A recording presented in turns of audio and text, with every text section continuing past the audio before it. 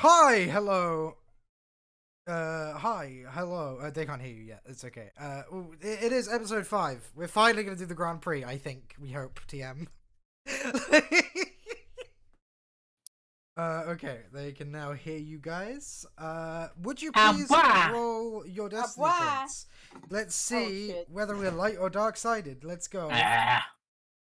Okay. Blue light. Hold on. Okay. Okay. Light side it is. Yeah. I don't have video tube open. Every time. Why is it? Every Why is it time. only counting 2 dark? It should be 3. Yeah. It should be 3. Issa, Lily, and you rolled a dark. Oh. Why isn't it doing? Weird. Oh, strange. Weird. He's Weird. supposed to be dead. Yeah. Weird. God. I mean, the amount of times we've made that joke while playing Fortnite is like there's too many to count at this point. Every time we see a llama. Like it's a supposed lot. Literally to be every- dead. Literally every time we see a llama. What? Your PNG. I'm setting that up right now. Hold on. Okay. I knew about Wait a minute. that. Wait a minute. Ah! You're halfway between when you're not talking your live and No, listen, let me. I can explain. I can explain. you're all very You? confused as Liv starts morphing into a human randomly.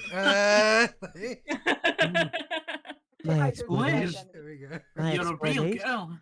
My explanation is pulls out gun, points it at your head. You saw nothing. Cohen I shaking. always knew Cohen- you were a real Cohen- girl, Liv. Cohen hugging his legs, shaking in the corner. I saw nothing. I didn't That's see it. anything. I did not see anything. Response to Cohen be Speaking- something along the lines of, "That's a good boy." Speaking of Cohen, Hey look now, at him. hey Look now. at him. Everybody look at him. He's cute. We finally have Cohen art. Look at that. Look at him. Look at him. He's just a baby. He's just a baby. Just a little fella. Just a Alrighty. little fella. Alrighty. Do you guys want to recap what happened last time? Because it's been 2 weeks, so like Yes. those with notes should probably consult them and then speak about. it. I don't know where I put my notebook.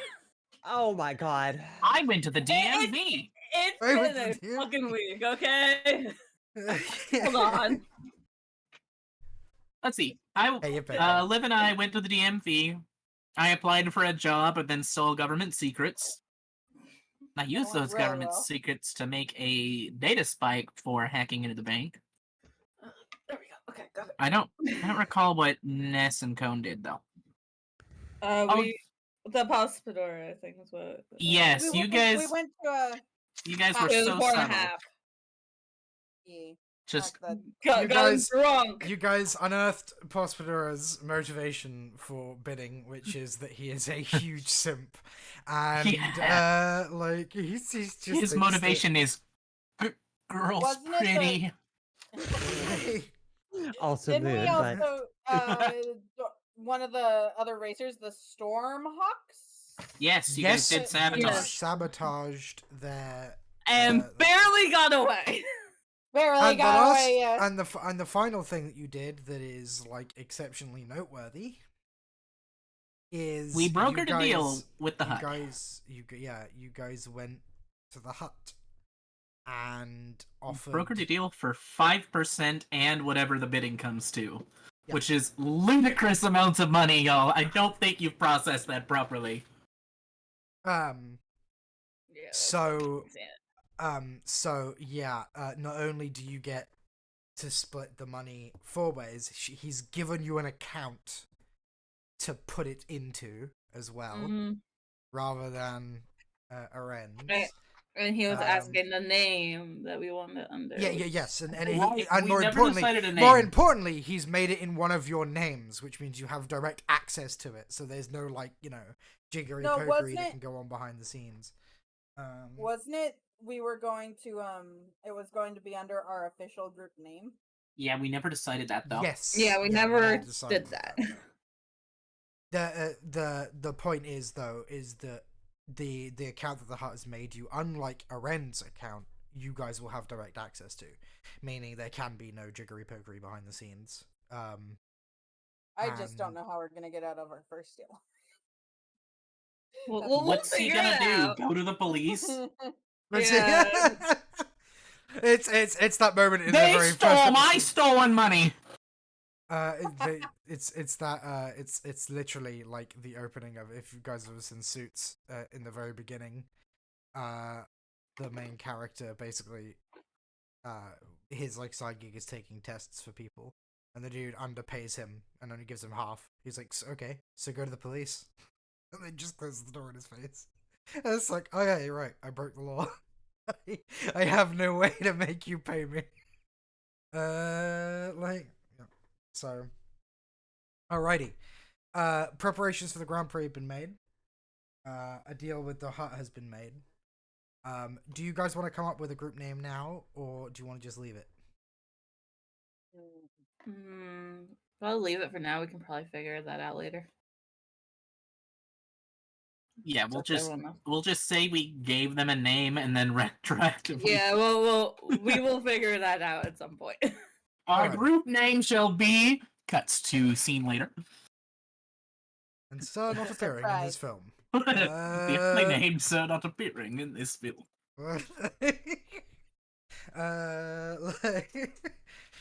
Alrighty. You guys, we'll pick up from where we left off. So you guys have just left the huts area. You seem to have made a deal with Mr. Caltho. It's happened. The only thing, it's like quite late at night now. Like, you guys have gotten out. It's the Grand Prix is tomorrow. Well, Woo! Are you guys ready? As ready as we're gonna be. Is there anything else you want to do before the time? Liv, any more traumatizing cone to do before the Grand Prix? Oh my god. I can't think of anything else we need to do. At least I before think the Grand Prix. I think we're actually pretty much set to go. Yeah.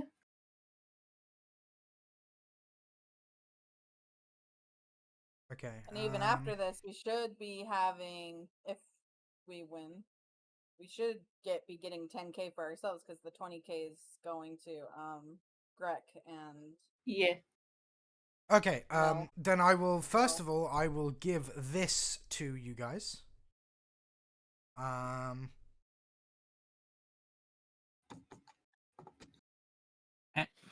Grand Prix chart.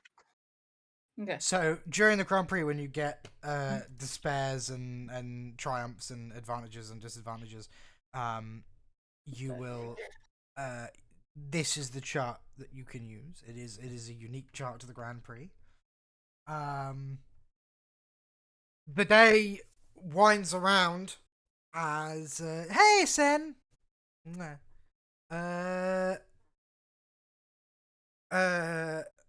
was I? Sorry, I got short circuited by Sen popping up in chat.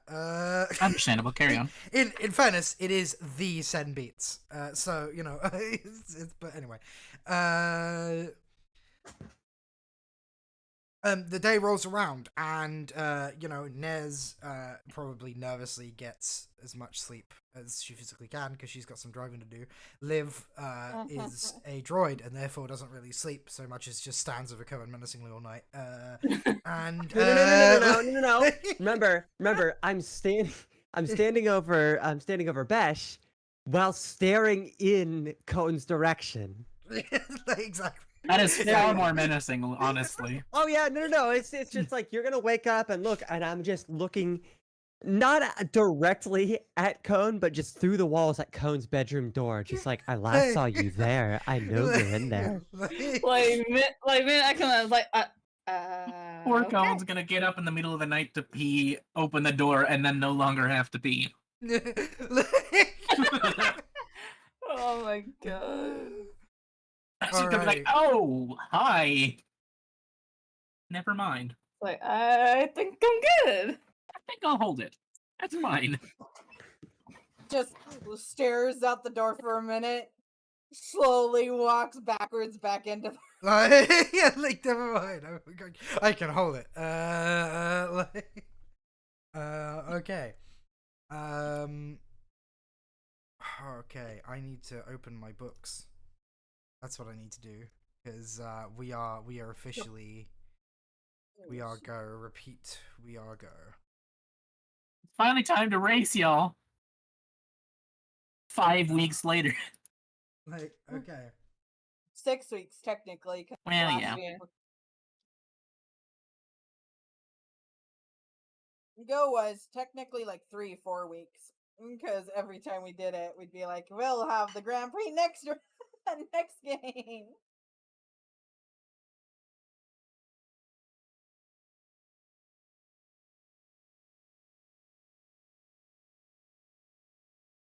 Okay.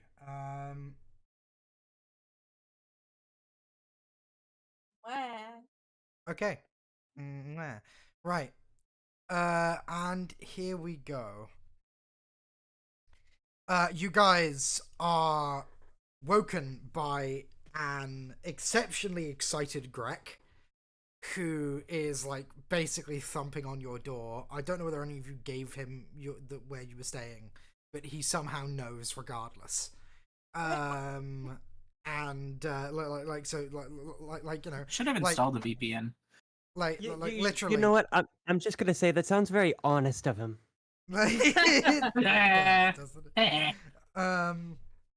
know, like you guys will wake up to ding dong, ding thump thump thump thump thump thump thump thump thump thump thump. Like ding dong, ding dong, ding dong. And if you open the door, Grek will be there. There's my star races. We've got a race to win. Come on, up and at 'em. It is first thing in the goddamn morning. Which means it's plenty of time for us to get ready.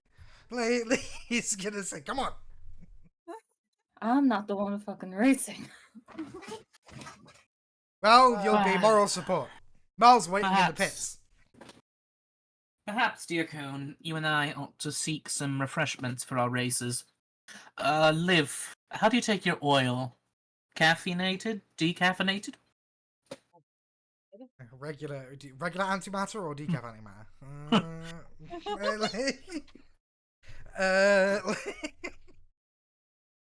Gotta throw in a good place reference if I can, you know. Oh, she's peeing. Okay, have fun. Oh. Yep. How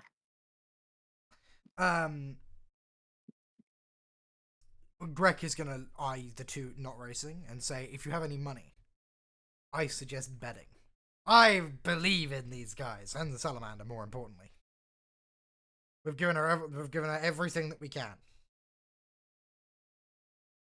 Well, I might as well. He's practically vibrating with excitement. Like you can see it. Like as time has gone on, he's sort of gotten like more excited, right, with the prospect. But like it's very clear that like, at this point he is just like wetting himself in anticipation. You're excited. Of course I am. The salamander's gonna ride again. He's gonna say he's actually gonna grip you with his robotic arms and like lift you up, Cohen, like full body, and just be like, "You have any idea how long I've waited for this?" And just gonna spin you around. Hey, please. Merlin, Greg, back together. He's gonna drop you. The team. Taking his steps outside of his reach. And hopefully not into my reach. Anyway. Please not pick up Cone. He's shy. Well, gonna stress him out. That's fine, he's gonna say, and like you're no longer in reach. He holds up his hand as if to slap your back, but you've already like retreated, and he's just like, so he just sort of shrugs.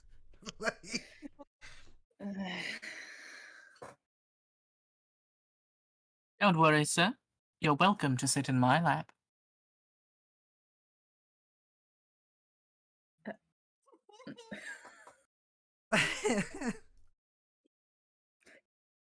Now then, shall we away? Yes, let's keep going. Time's wasting.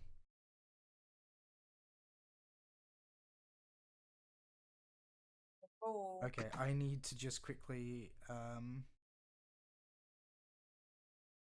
put that in MISC because I didn't actually load it up. Hang on.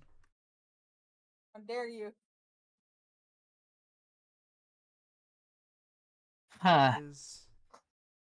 It feels nice to be back. I miss this. Yeah, so have I. Alrighty. You guys would be led through Cloud City. The city is abuzz right now. Like, the big event is the Grand Prix. Like, pretty much every like display and board going has like plastered over it. Like, the Grand Prix starts at this time, right? Noon, be there or be square. Like, there's information about like the bookie operations and everything, and like once you guys like make it there, the crowd is just monstrous in size, right? Like it is the whole city has pretty much been put on pause. Like, as you guys walk through Market Row, like through Port Town, or the Market Row of Port Town, like pretty much every store is closed, right? Like, and every single one of them has a sign saying at the Grand Prix, like, be back tomorrow, exclamation point. Like, it seems even the commerce in the city is sort of stopped, right, for this major event. As you guys like make your way to the pits, you find the salamander gleaming, and from the looks of things, actually, while you guys were away dealing with the hut, they gave it a fresh coat of paint too.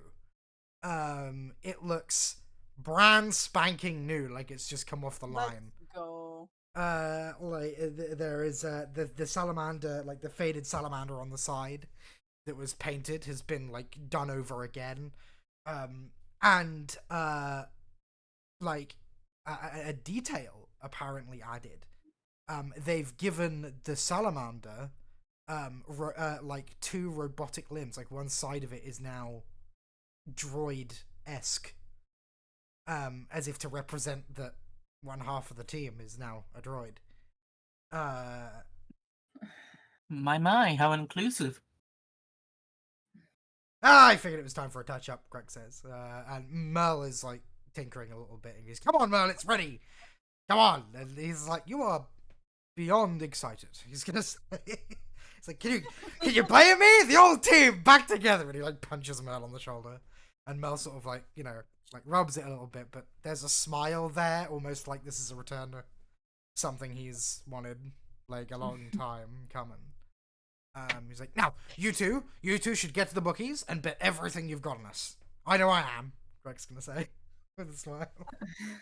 You have a lot of faith. Did you say you got a loud face? Wait. Well, faith.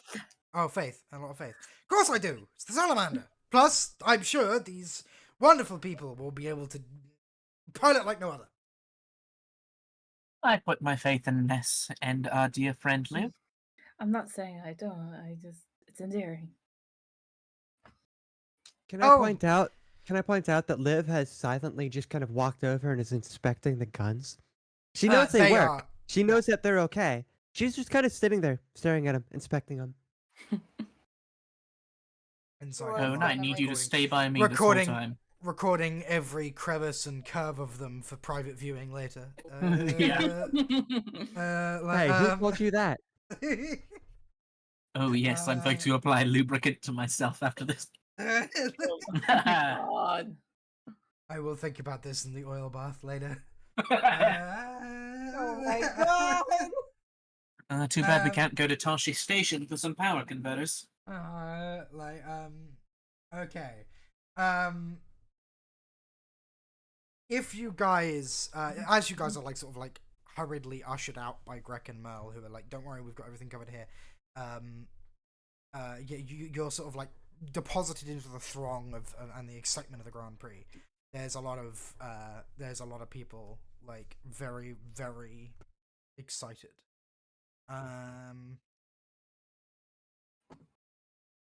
The bookie station is doing a roaring trade. There's like a whole bank of them. It's like a proper like dog racing track kind of deal, right? Where like there's just booths upon booths of just people taking bets. Would you guys like to bet anything on your Sure. I've got a little over 300 credits. I might as well I slap don't 300. have much to work with, so. Okay. One moment while I find the odds because they're in here. Pause real quick. Hold Okay. on. Do I? I apparently have 70 credits. I'm giving those to Besh to use as she needs. Hey, yo, money. AKA, please bet on us. All right. But I'm racing, so I can't bet on myself. Therefore, no. I owed a debt to Besh. Therefore, you get the credits now. Wink. Actually, hold on. How can you wink? You don't have eyes. No. Just Hold on. Let me play this out. Besh, I do believe I owe you for a few things. Please take these credits and see to your needs. Wink. Did you just say wink? I did not say wink. Why do you think that? You're crazy. Anyway, please use those credits wisely. Wink. Since when did droids know how to gaslight? Gaslight gatekeep girl boss! Oh my god. just gonna look at her with confusion in my eyes, but take the credits anyway. And, Liv is going to make the may head as well. motion as if someone winks, like in a 90s movie where they like make the obvious head motion.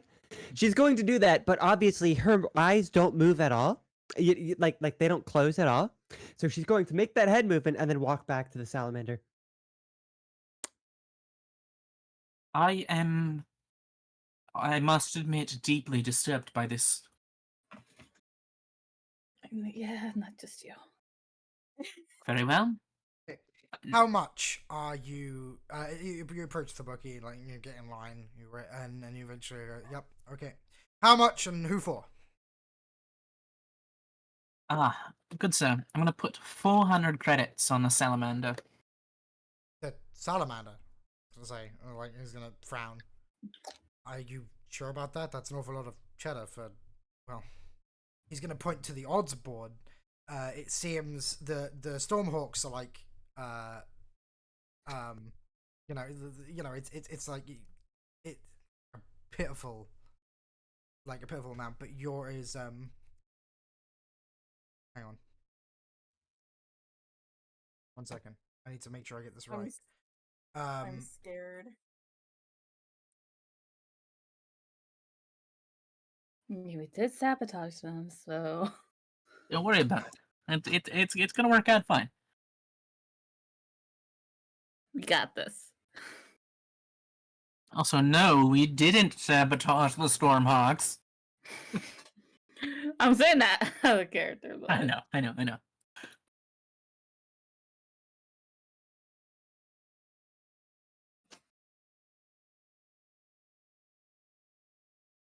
So, the odds for the salamander have been set at 10-1. Meaning, wow, in the event that your team wins, you will, from your 400 credit bet, you will get 4,000 credits. I'm gonna be freaking, yo. Hey, it's better than what we got right now. We have no money. We're about to have all the money from several sources. The dude is gonna shrug and go, "If you want to throw your money, I'm not gonna complain." He sort of he just like takes your credits, and he'll give you a betting slip, right? Like with the odds listed and everything. Are you betting anything, Cohen? Or... No. No. Okay. I don't have money to spend. That's okay. I'm sure your friendly teammates will happily. Okay. The way this works is it will be a series of piloting planetary checks. Each check is going to count as a round, which means you guys will be able to do your the NES. The pilot planetary will count as an action, but it will double as the fly drive maneuver, which means you can do another maneuver on top. Okay, so obviously, Liv, you will have an action and a maneuver to do whatever you want during the time. In your case, you're the gunner, so it's probably going to be spent, shooting the other contestants. Just be careful not to kill anyone, obviously, right? The call for you guys to ready up starts. A loud buzz, and followed by the announcement, "Ladies and gentlemen, please gather for the beginning of the Cloud City Grand Prix." And the roar from the crowd is oppressive, right? Like people are filling out the stalls, and sure enough, there's some movement with your cloud car as you're exposed, the bay sort of draws back and you can see the crowd aligned. I'm going to turn the crowd effect down just a little bit more because that is very loud. Well, you said it was oppressive. Yep. Okay. You are instructed to clamber into your vehicles and get to the floating markers. The way well, here we go. Hi. There is a series of buoys, each with their own little twist in between them. Your job is to fly between the buoys. What this means is that if you fail your piloting planetary check, it represents that you've had to double back in order to do it, which means you will be further behind. Okay? The difficulty of each check will depend on what you're having to deal with in this particular leg. The countdown begins as... hang on. Here we go. Hello, and welcome to the Cloud City Grand Prix, booms over the tannoy. I'm your host, Garanta Jar, and I'm your other host, Janice the Peck Stevens. Garanta speaks up the Grand Prix brought to you by Don Gianni's premium brand Hoth Glacier Water. It'll thirst you. We have a lineup here today as we have valiant and famous returners, the Stormhawks. Victory of the past 3 Grand Prix, they're the favourites to win. Janice speaks up at this point, and boy do I favour them, Garanta. Garanta, after a short laugh, though not for lack of drama. Our next team, the Flamers, piloted by the infamous Carbine. Janice speaks up once again. I wouldn't want to get on his bad side. Garanta then speaks up once more. No, you wouldn't. And of course, Cloud City's own Taran Razor give him a warm reception as he tries to finally go for his win. Janice, there is actually some boos within the crowd. You got to root for the underdog here, Garanta. But me, I'm rooting for our surprise entry, piloting a craft that should be familiar to regulars. The Salamander returns. Garanta seeming excited. That's right. Our very own Honest Grek and Moltel subbing in as a pit crew with brand new pilots, Nez Brava and her droid, LEVO553. This should be an interesting race. That's right, Garanta. And now I think we should look at the race. The timer counts down. Sure enough, where's my... I've lost it. Hang on, wait a minute.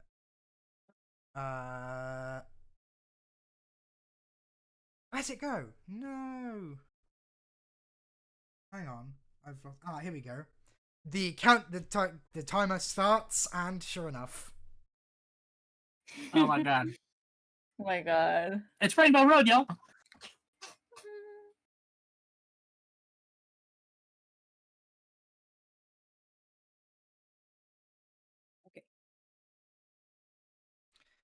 Okay, so here we go. And they're off.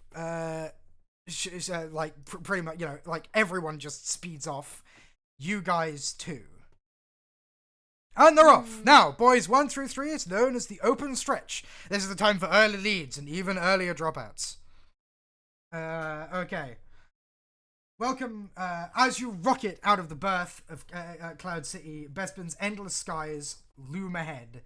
Your console indicates the direction of the first buoy with a low beeping sound, and that is almost entirely drowned out by the overwhelming whir of cloud cars jostling for position around your vehicle.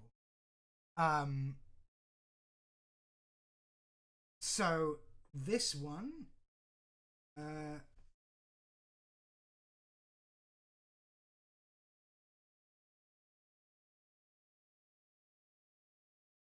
yep, okay. Why can't I find it? Hang on, one second.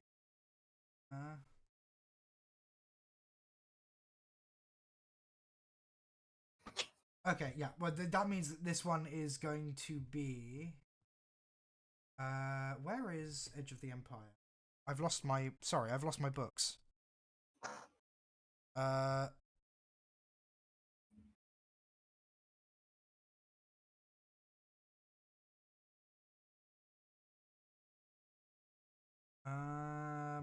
Oh, there it is. Sorry. I swear, like, I had this all open and then I closed it, like, unthinking. I did that thing where I closed something when I still needed it. Like,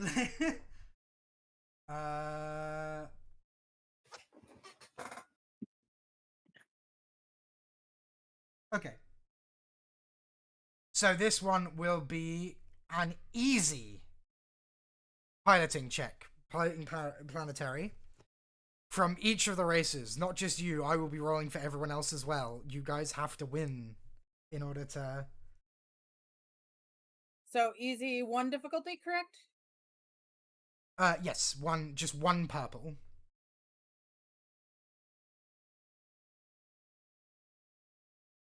Remember that remember you get easy. Okay, remember you get a boost for each handling of the car, so you should have that open, and you should also probably roll additional boosts. Roll 2 more boosts for me. Just /R 2 DB. 2 boosts? /roll, yeah, 2 boosts. There we go. Okay, that's fine. You didn't get anything extra. However, you got a triumph.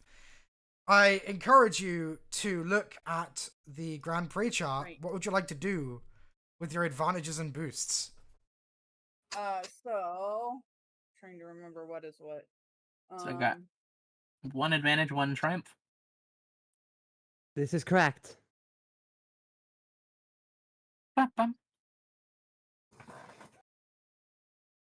On one of the other Calclar is I think that's the triumph. What it looks like for 1 triumph, if I'm reading it correctly, it says one of the other cloud cards within 1 range band of you falters. Players PC's so that's pretty much everyone right now. Decrease. Huh? That's anyone you want right now because you just started, so.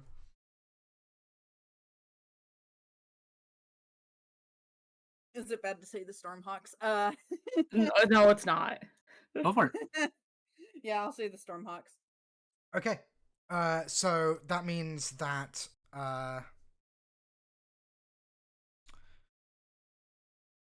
and then recover one system strain, but I don't think we have any strains taken. So not yet. Yep. Okay. So that's that's +3. Sorry, +3 place value is okay, cool. That's good to get early. So you're pretty much in the lead straight away. Because that +3 place value will put you ahead of everyone. Because we've only just started. Right. Early lead, let's go. Because it is effectively you didn't get 3 successes, you got 6 for that, effectively. Because that +3 place value. So I'm just gonna quickly go. Okay, piloting planetary for this guy, 1 difficulty, 1 boost. Yeah, okay, so the corpos are behind, unfortunately. Oh no, how terrible. Oh no. Oh no. Oh no. Oh wow! The Hut Cartel, the Carbine having, like, seemingly getting aggravated, you hear Garanta, goes, "Oh dear! The Flamers seem to be having trouble doubling back for the first boy. This will cost them. Congratulations, the Carbine's armor anger ticker is now 1 higher. He is upsetty. Upsetty spaghetti. Yeah, Rip. yeah. How did he miss that first buoy? It was a dead shot. That's his anger. Okay. And let's go for Taran, who is, like, is trying his best. Good for him. Hey? Oh, okay. Okay, so Taran is actually, second right now. Damn. He's nipping at your heels. Okay, you have a maneuver, and Liv has a maneuver and an action. So what can I do when it comes to a... Oh, when it comes to a maneuver? Like, just keep, like, can I do another roll to just keep going ahead, or? So, any maneuver you can normally do with your lead has already been determined. Nothing you do with your maneuver can affect where you are right now in terms of, like, So, like, on the piloting sheet, you can do yeah, you can do anything. the maneuvers there. Yeah. You've already done fly drive, though, basically, is the thing. Because that's what the action was. So What book and what page again? Sorry. Okay, now you're asking. Edge of the Empire Starship Vehicle Combat is page 230. Edge of the Empire. 232 is where maneuvers start. And this is core. Yeah. Always, if I ever say, like, Edge of the Empire, it's always going to be the core rulebook. Okay. Okay. Sorry. Yeah, no, you're okay. We're fine. 232.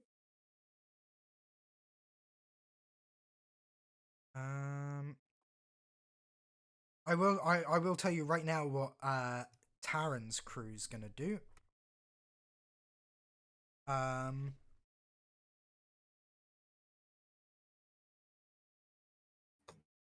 Here you are. You already did a fly drive.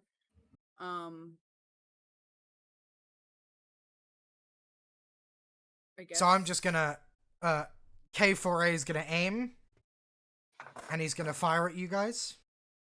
He misses. Blaster bolts whiz past your car as K4 seems to miss. Garulo is going to do the same. Ash, what speed are we currently at? Not you, though. He's gonna shoot at... They're gonna shoot at the corpos. We're assuming right now that you're at max speed. Okay. Because everyone... Well, actually, no. Sorry, you're all on...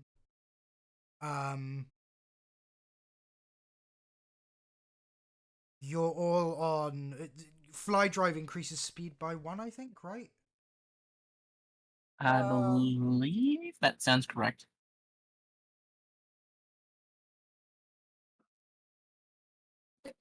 Yeah. So you're all at speed 1 right now. Okay. Then I guess for my maneuver, I'll go ahead and accelerate. Okay. Just bearing in mind, you can also punch it if you want. Oh.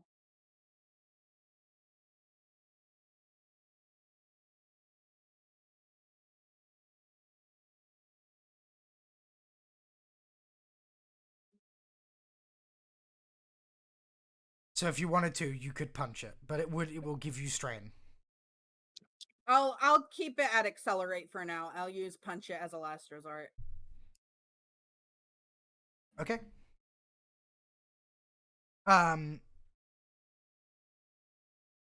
If you're absolutely sure, then increase your speed to 2.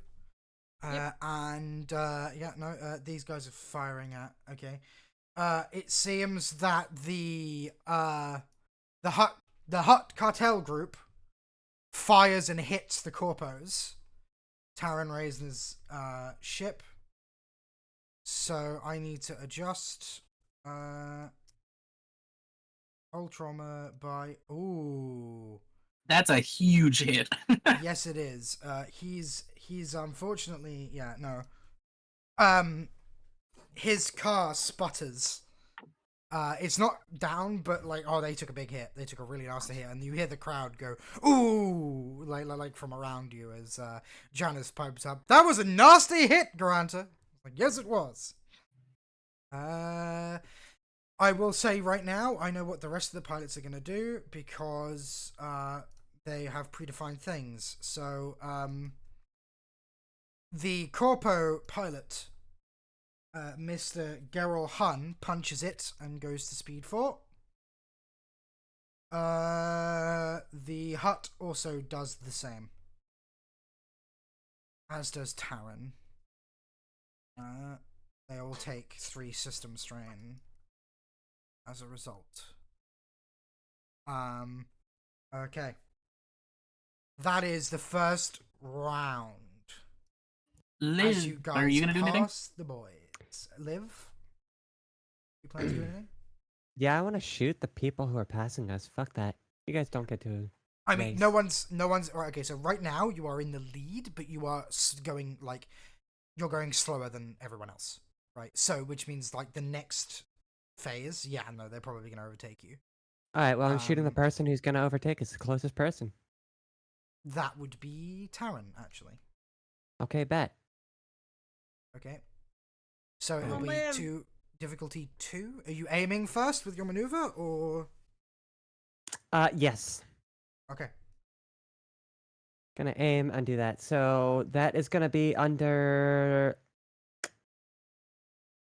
How would I roll that one? Isn't it? Do you have access to the salamander? Yeah, I do. think I've got that open, but. You press the G under the skill. Alright, G. Like- Okay, and like, you said it's Master gonna Cannon, you be. press the G, and it's so you use your gunnery. It's gonna be 2 purples. I am, however, gonna upgrade it by 1. Okay, Use light. so. Yeah, I would Upgrade use the light. difficulty. Here's the issue. Here's Okay. where it gets fun. Be careful, because if you kill one of them, you will be Yeah. arrested. Oh, yeah. No. I'm not flipping a point. You wanna know why? What? Based on gunnery, I already have 1 yellow and 3 green. All right. I'm not going to Don't upgrade at this risk it. point. No. You unfortunately do miss.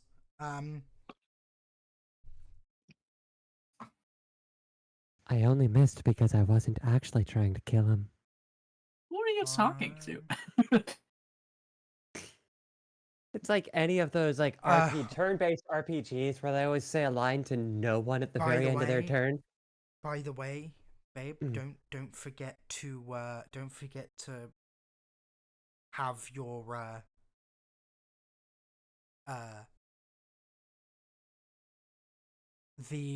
the modifications that you added up.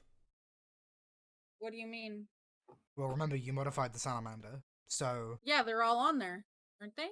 You have Yes, they upgraded are. Firepower. yes, they are. But don't forget that at least one of them is gives you the ability to do a maneuver to increase your maximum speed by 1 for a round. Maneuvering thrusters. Repulsor lift enhancement. Oh. Wait. Maneuvering thrusters is why you have 2 handling, which is 2 boosts. Oh, okay. And then, wait, what was the other one?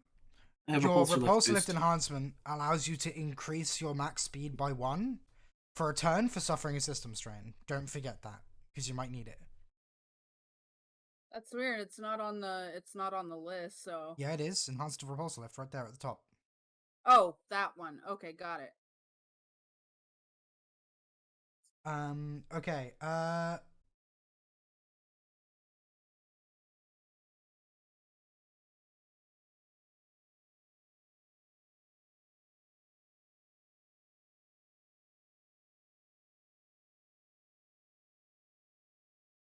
Okay. I was determining.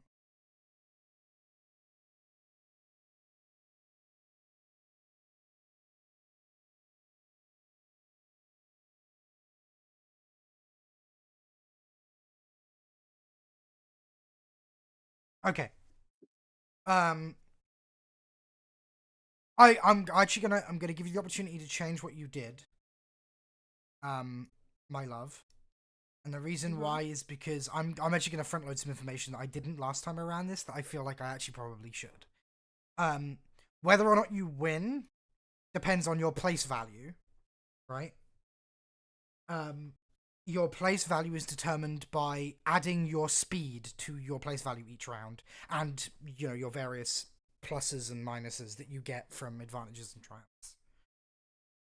So, if you would like to change your mind and punch it anyway, say so now. Otherwise, I mean, you are still in the lead because your place value right now is 4, as opposed to everyone else's like 1, and in one case 3.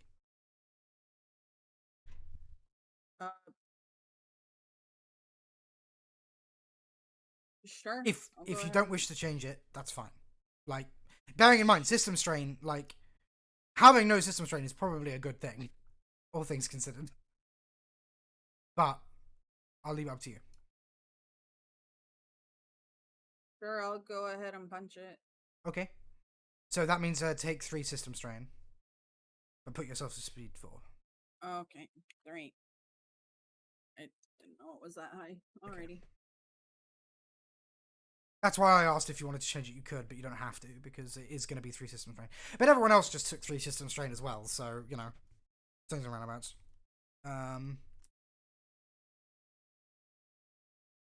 Everybody is equally fucked. I'm actually going to configure ownership on this. I'm going to let all of you observe it as I edit. Oh.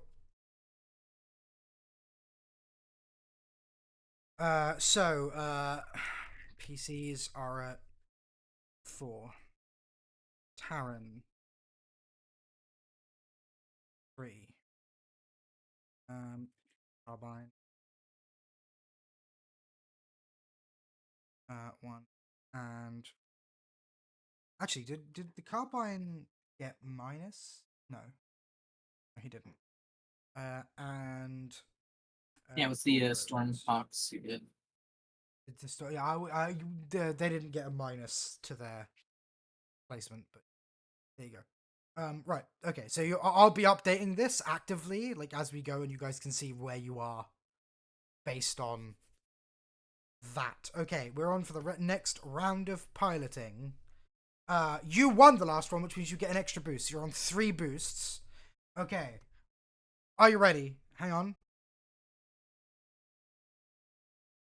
Ooh, and now we come to 3 to 4, dubbed this time the first feeding ground. Avoid the Tibbernux, and you'll be A-okay. The first buoy disappears behind you at tremendous speed, and enormous clouds loom ahead. Largely indistinguishable at first from anything you've already passed, soon you see a large number of small black dots up ahead, moving slower than you but still at high speed. Overtaking them quickly, you are surprised to discover that they are life forms of some sort. Large, insect-like creatures flying on 2 sets of wings, somersault desperately to avoid your path. You now have 2 setbacks to your piloting pilot check as you avoid the Tibbernux.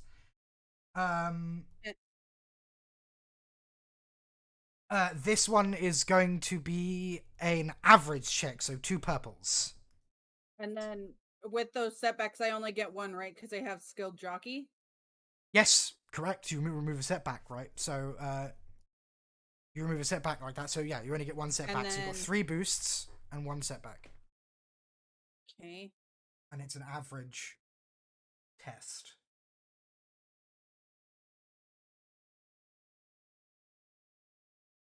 Hey, yo! Hey, yo! Hey, yo, Jesus. Puppies. Let's fucking go, puppy. balling right now. Jesus Christ. Okay. You dodge and weave with incredible agility. You even hear, like, you guys in the stalls watching on the big screens actually hear the crowd go, ooh, ah, as she, like, fucking narrowly avoids Tibbernux, skirting dangerously close, but meaning that she keeps a course that means, like, You guys are just going nuts. So that's another 3 placement added to your 4. So you're now at 11 placement. Oh my god. And then we have another triumph, which was the same as last. Yeah, correct? that's what I said. Another 3. Yeah, and then there's also you also got 2 Oh, got it. advantages. What would you like to do with those 2 advantages?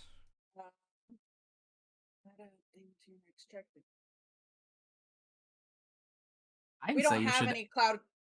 We don't have any cloud cars in front of us, right? Because we're still first place. Correct. You are So, overwhelmingly first place right now. I'll be real. You So, could is do the it okay system to- strain. yeah, can I go ahead and do the take away 2 system strain? Absolutely. Let's go, puppy. You have And then, a maneuver. If you would like to use it. okay, but we still have the triumph, right? For any of the other cars, or is that just That was already applied, I think. That was already applied. I've already applied it for you. Okay, got it. Okay.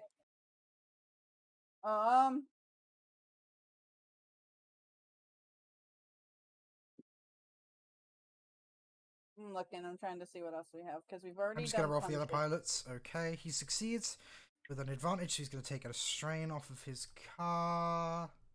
Can I do and can I hold on for evasive maneuvers in case we get shot at? If you want to take evasive maneuvers, it's an action you take, so it just makes everything harder for everyone else. By all means, go ahead. Okay. Yeah, the likelihood is you're gonna be shot at. Let's be real. Yeah. With you being in first, yeah. Did I add any strain or anything? It also makes it harder for the ship executing. It will make it harder for Liv to shoot at people, but you're so far away at this point, it's going to be hard to shoot at people anyway. Yeah. Yeah, I'm gonna do invasive maneuvers. Invasive maneuvers, huh? Invasive. I'm gonna start doing some maneuvers that are gonna take over the local ecosystem. Leave me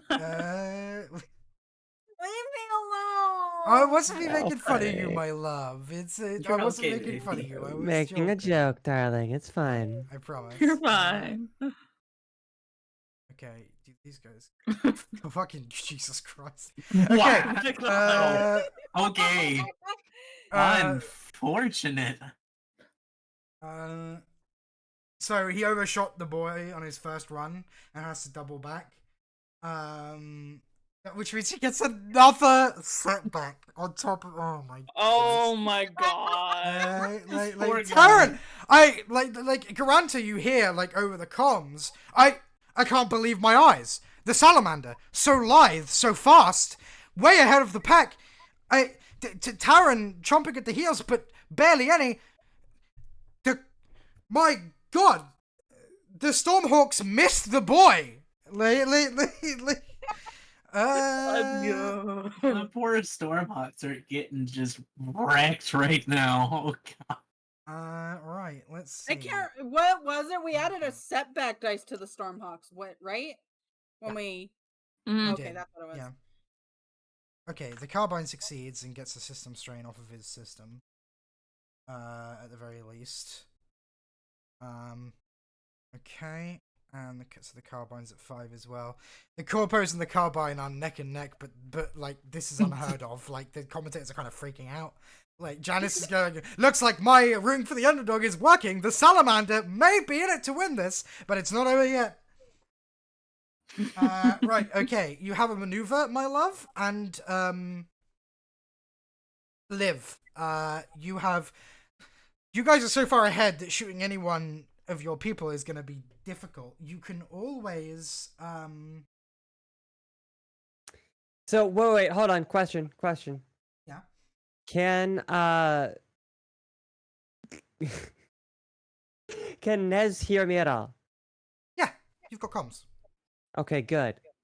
I am going to turn my head and look at Nez, even if Nez can't look at me due to, flying.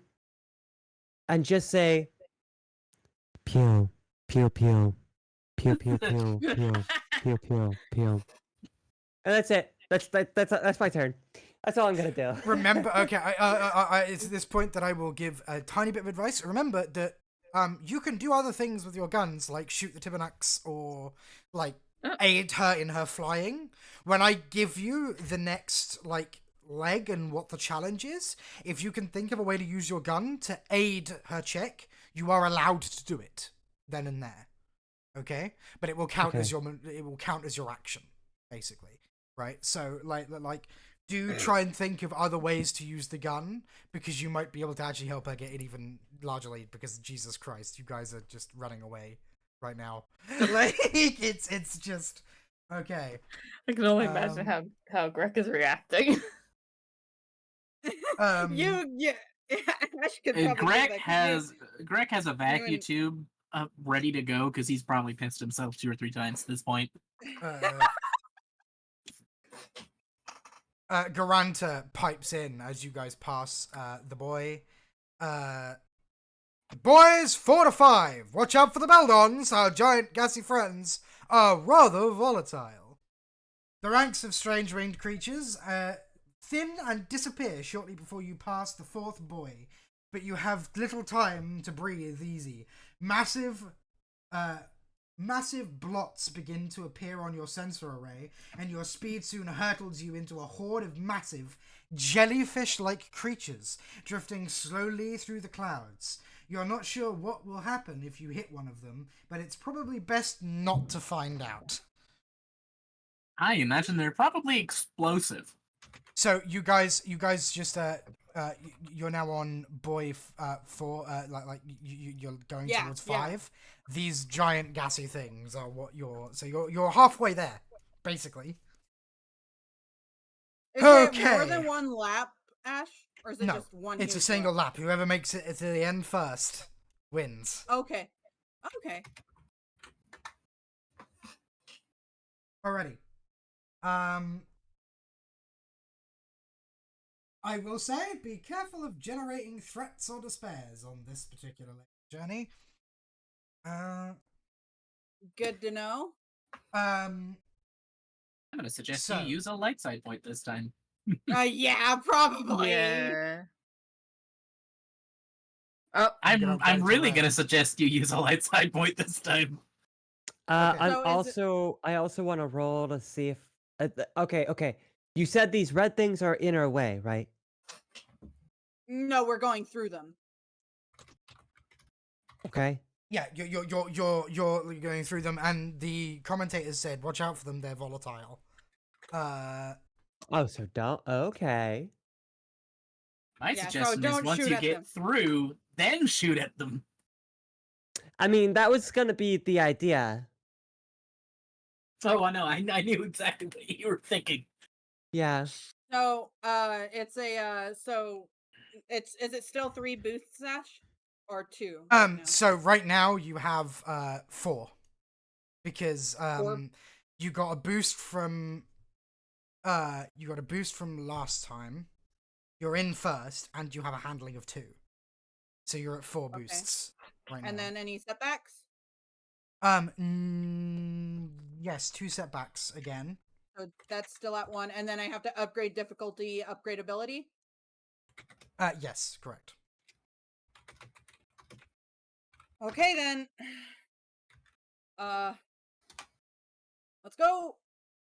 Okay. Right to advantage. Woo!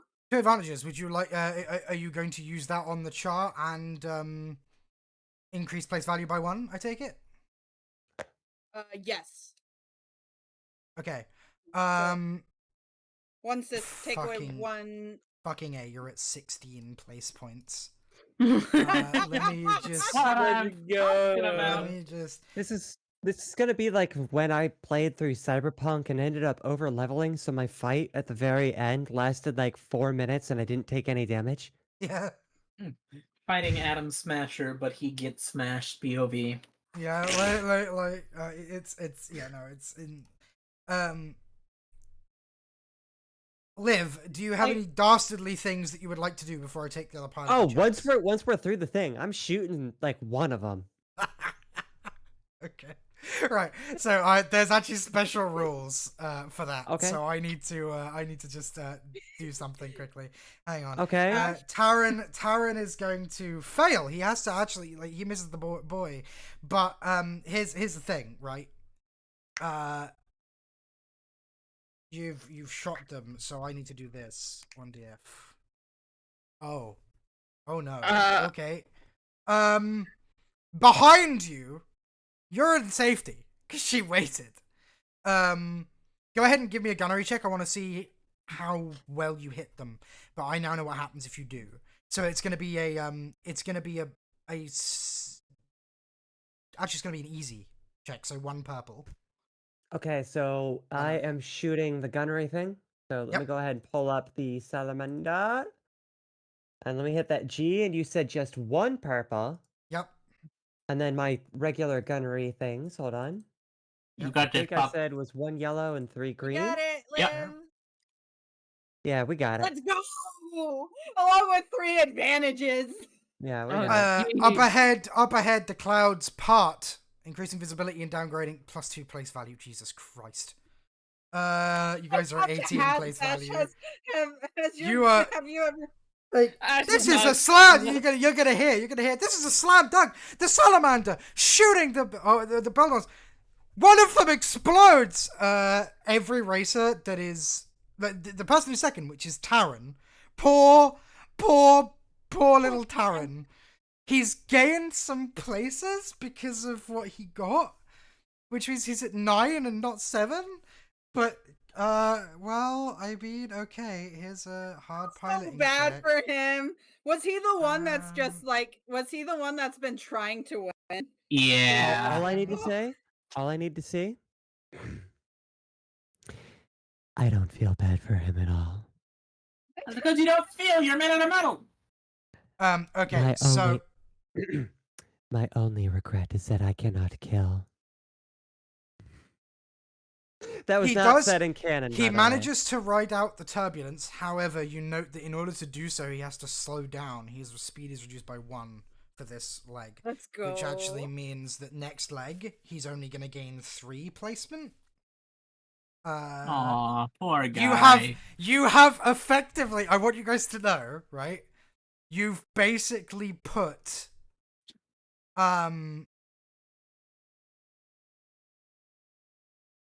Oh, fuck, hang on, I fucked up, hang on.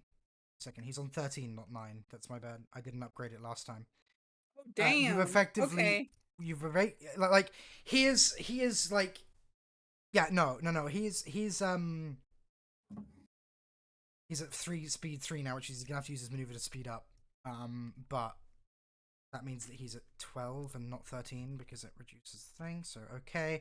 So basically what you've done is you've made the competition for second more fierce. That's what you've done. I mean, is that such a bad thing? Okay.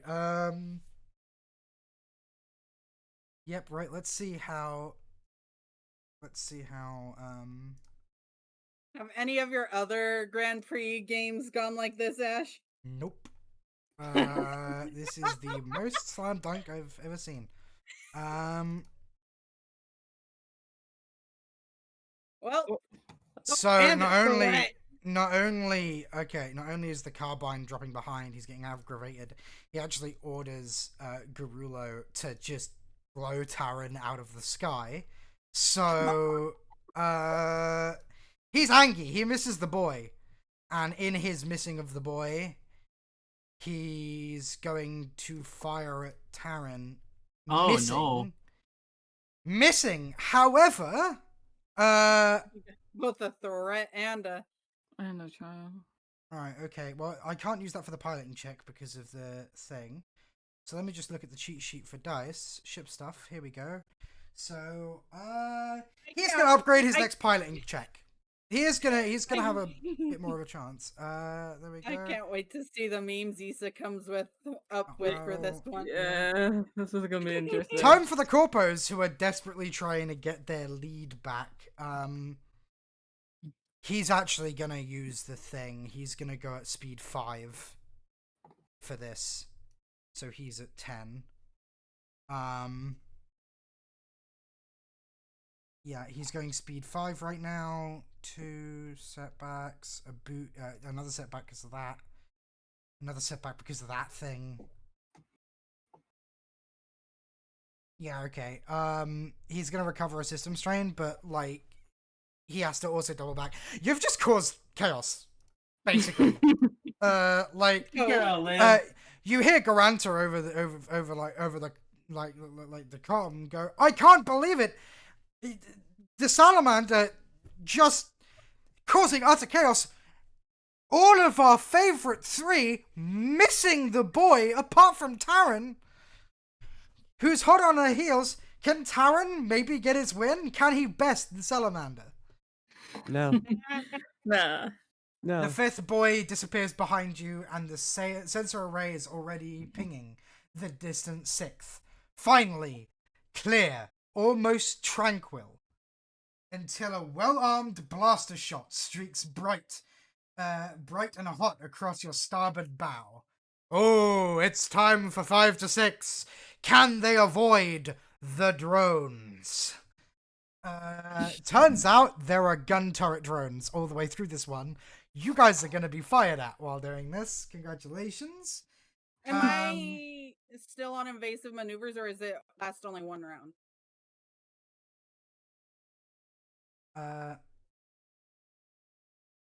Say again, sorry? Does invasive maneuver only last 1 round?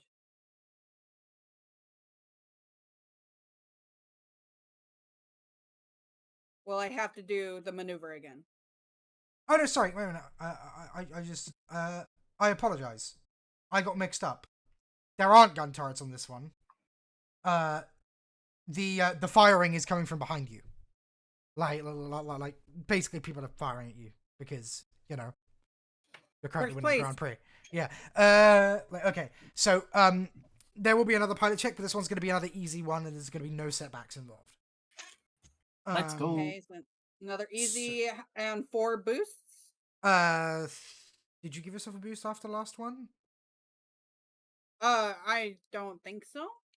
Or you had 2 advantages, so yes you did. Yes you did. You gave yourself a boost. Okay.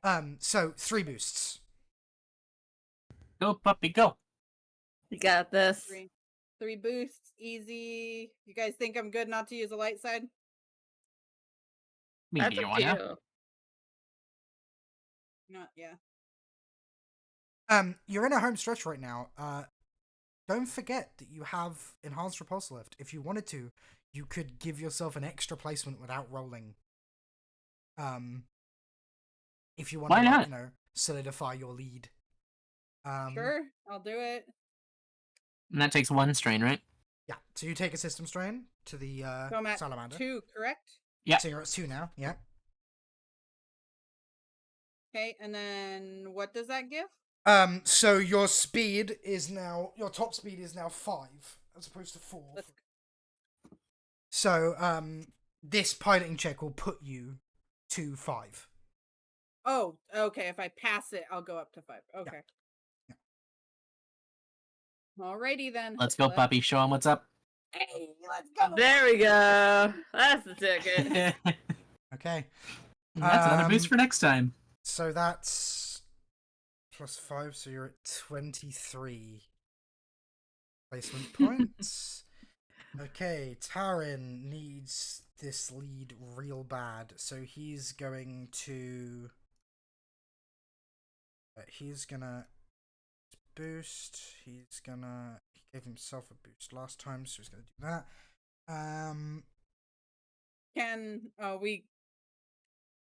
He's upgrading his ability. He needs this. He needs this win. Ooh, okay. Shoot. So that's... he's gonna gain 3 place value. So he gains 4, puts him at 16, plus, so he's at 19. Oh god. He's only 4 away from you. Like, he can taste it. He's hot like, on our heels. Yeah, he's hot on your heels. Taran's doing so good. Liv, you know what to do. Okay. Anyway, I started blasting. So anyway, I started blast. Alright, so, how hard is this check gonna be? 1 second. Live Danny DeVito cosplay win. I'm doing everyone else first. We are not doing Live Danny DeVito. Oh, okay. Jesus. So the carbine gets 13 plus another 3, so that's so it's 13 plus 60. He's a 16. Oh yeah, no, like everyone's just double timed it, right? They're just like no. We have to like stop fucking around. The heater's on. We're at the stretch, and they all gun it. Taran uses his repulsor lift upgrade to give himself 5. He's got a setback because of you guys, because fuck. Okay, he gives himself an extra. Mother. So the corpos are at 16 as well. They are neck and neck with the carbine. Like they're trying. They're going for it, man. Okay. Yeah, like just jockeying for position, desperately trying to get up to you. Liv, do you want to fire at people while they fire at you? Because yes. I don't need a no hesitation. Taran's robot is just gonna quickly so it's difficulty 2. You're not taking evasive maneuvers anymore, which means it's not harder. He's gonna aim for a single boost. Okay. You're lucky that K4 can't kill you. Where's the salamander? Right. He doesn't have upgraded damage either, so that's... You're at 5 threshold. So your current hull trauma is 5. Jesus. Ow. God. Hey, that was a really nasty hit from him. That is gonna add setbacks to your flight, I believe.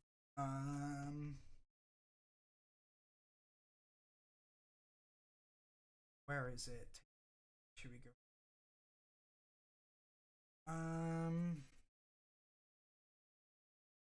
Oh, actually, no, it doesn't. My bad.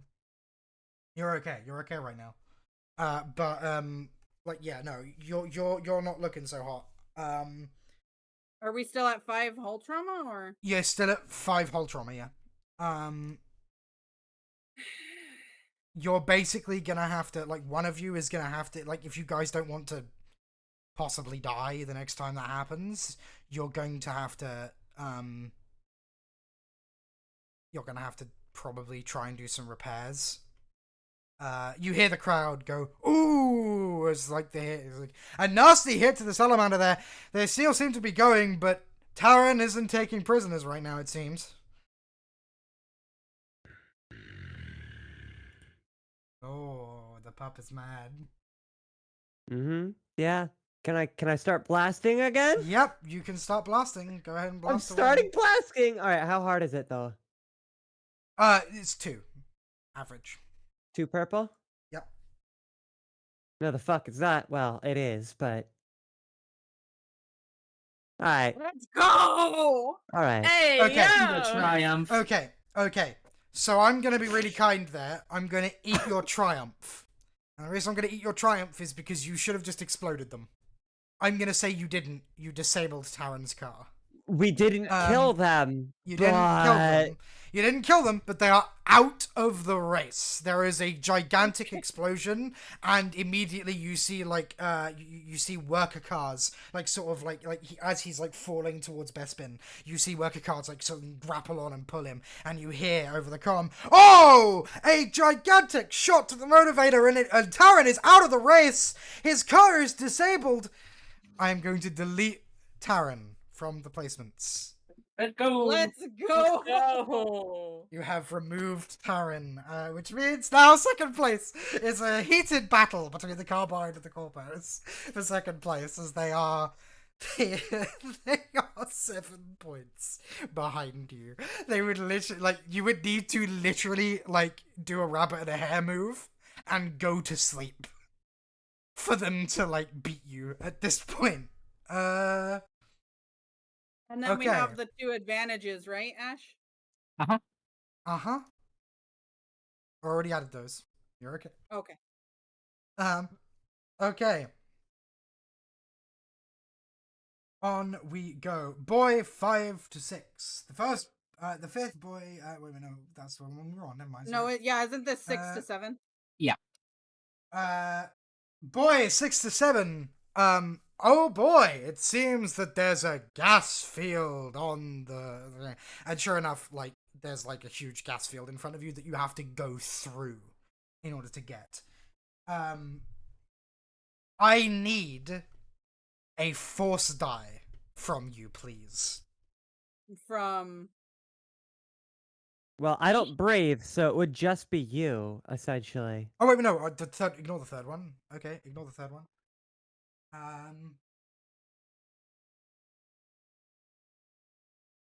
May the force be with you, Miss. Do yourself a favor, my love. Don't roll the dark side. So how... It's roll 1df. Yep, 1df.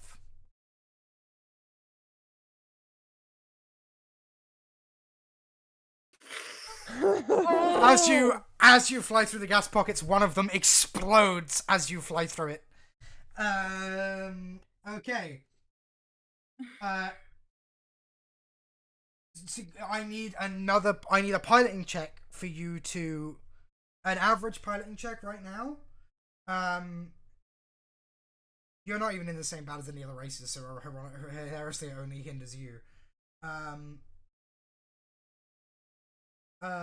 no, sorry. Okay, sorry. It's a hard piloting check now. So basically, that has upgraded your piloting check from an average to a hard. That's 3 purples. Okay, and I'm gonna flip a dark side and upgrade one of them to a red. So a red and 2 purples. How many boosts? How many setbacks? You've got 3 boosts right now, 0 setbacks. Okay, Use I a thought light you side said, point. like...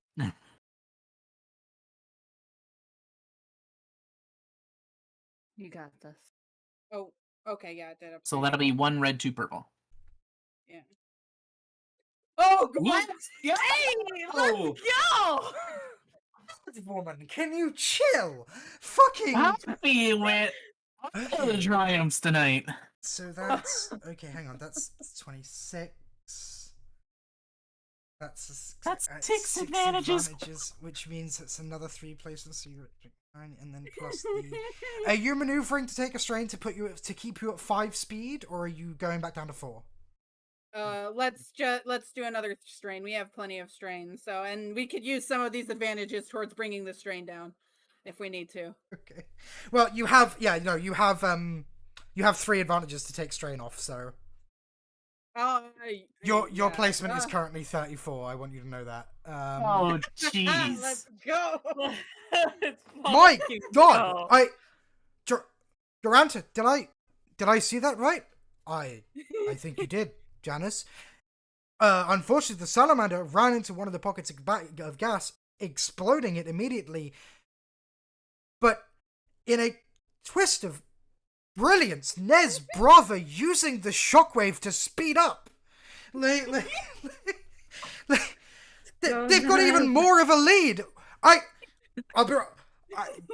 This might be over. I think they've won, but if they survive the next challenge, I think they may have won. The crowd at this point is just like fucking wild, right? And like you guys are like in the crowd, right, watching the screens, and sure enough, like people start like stamping on the ground, and like this oppressive sort of like this like sort of like boom, boom, boom, boom, and people just start chanting Salamander, Salamander, like as the crowd seems like 100% behind the salamander right now.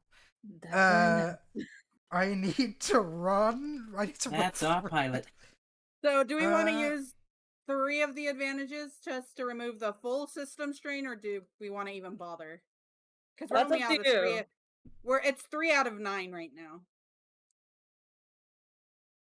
Do we want to be on the safe side and just remove it all?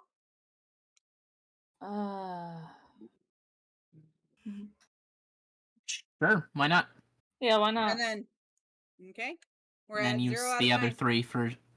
Use the other 3 for downgrading the difficulty of the next check. Sorry, ignore that. Yeah. Ignore that. That was Taran. I didn't mean to roll for him. He's out of the race, unfortunately. The poor guy.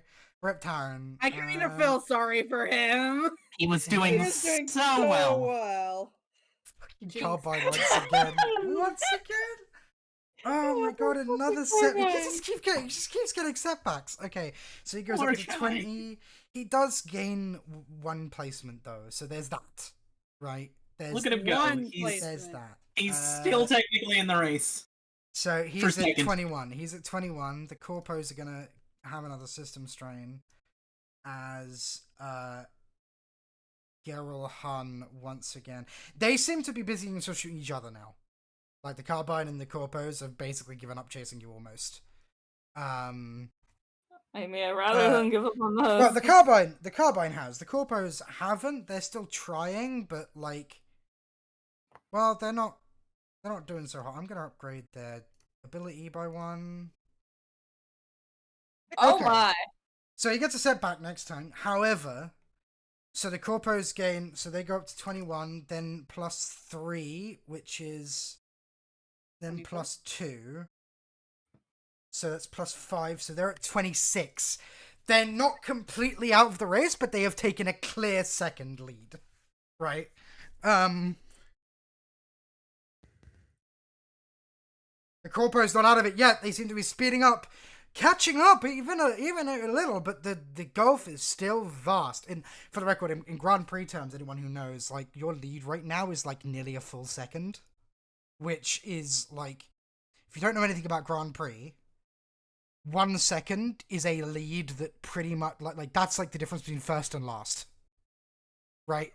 like yeah. It's 1 second in a Grand Prix is like an age, right? Like, you might as well wait a year to win, right?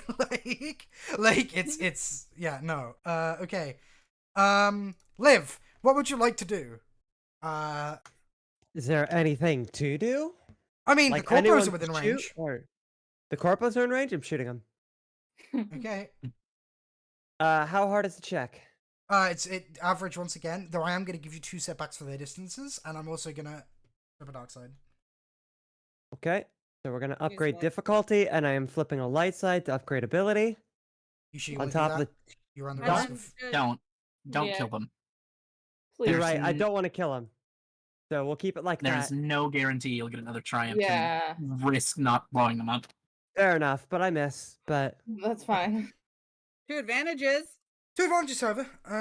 So we're gonna go ahead and I'm gonna use those, and I'm gonna give them a setback to their next thing, so they can't catch up anywhere near. You basically, your blast of fire misses, but it explodes a couple of gas pockets, which causes turbulence and like makes their job harder. It doesn't help that both the Corpos and the Carbine pretty much every time this time have like failed, so they keep giving themselves setbacks every single time. Like it's What's just the highest setback one of them has right now? Well, the Corpos have 2 setbacks almost permanently at the moment because of this. So, like, okay, okay. 7 to 8. The field has thinned significantly by the time you pass the final buoy and into the clear sky. The haze from the gas pockets has lifted, signaling that the danger of volatile gases has passed. Only a few moments into this region, your sensor array screams to life, signaling new starship-sized objects inbound at high speed. You can't quite identify them yet, but they don't look promising. Oh, and here we have it! It's time for the gauntlet. The drones! Can you survive being shot at? Let's find out. Do not get despairs or disadvantages on this check. You will regret it. It is going to be a hard piloting check. That's 3 purples. It's going to be average, though, because we lowered the difficulty with the advantages last time. Yeah, we have 3. We had 3 advantages. We used 3 to take away the 3 system strain, and we had 3 advantages left. Oh, okay. Okay, fair enough. All right. Okay. So we had 2 difficulty and how many boosts? So I will tell you right now, it's hard because you're having to contest with things firing at you. Okay. Yeah. Liv, would you like to make it easier for her? Yes. Okay, so before your piloting check, I'm gonna need a gunnery check. It's gonna be 3 purples. Okay. You got Now, this. this is where I'm gonna flip a point because Good idea.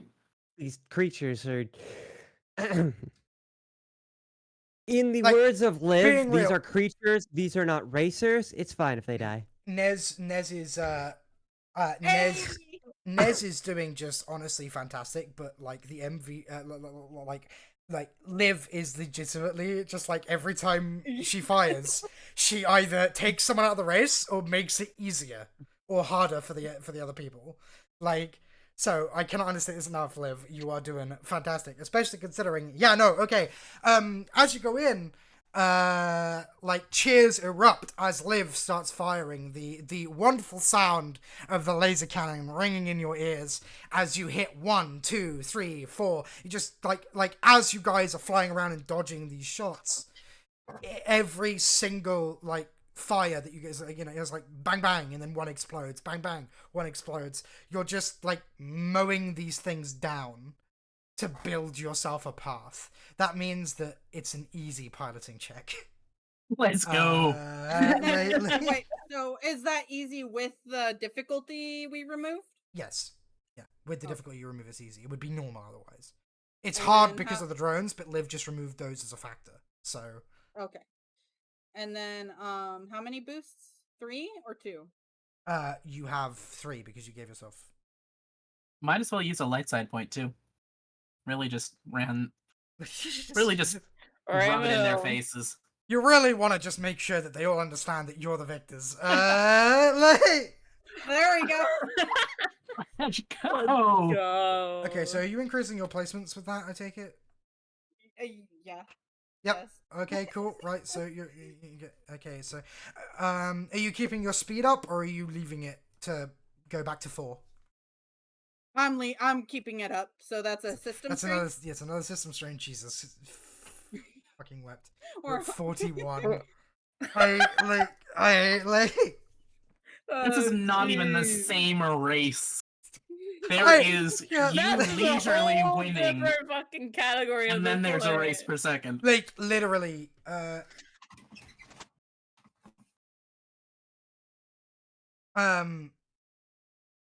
like no, just like Nez is just like not even breaking a sweat, leaning over to Liv. So McDonald's drive-through, maybe.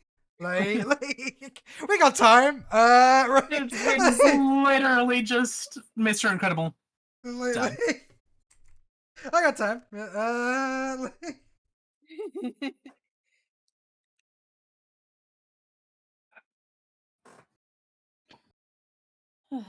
Let's go. My God.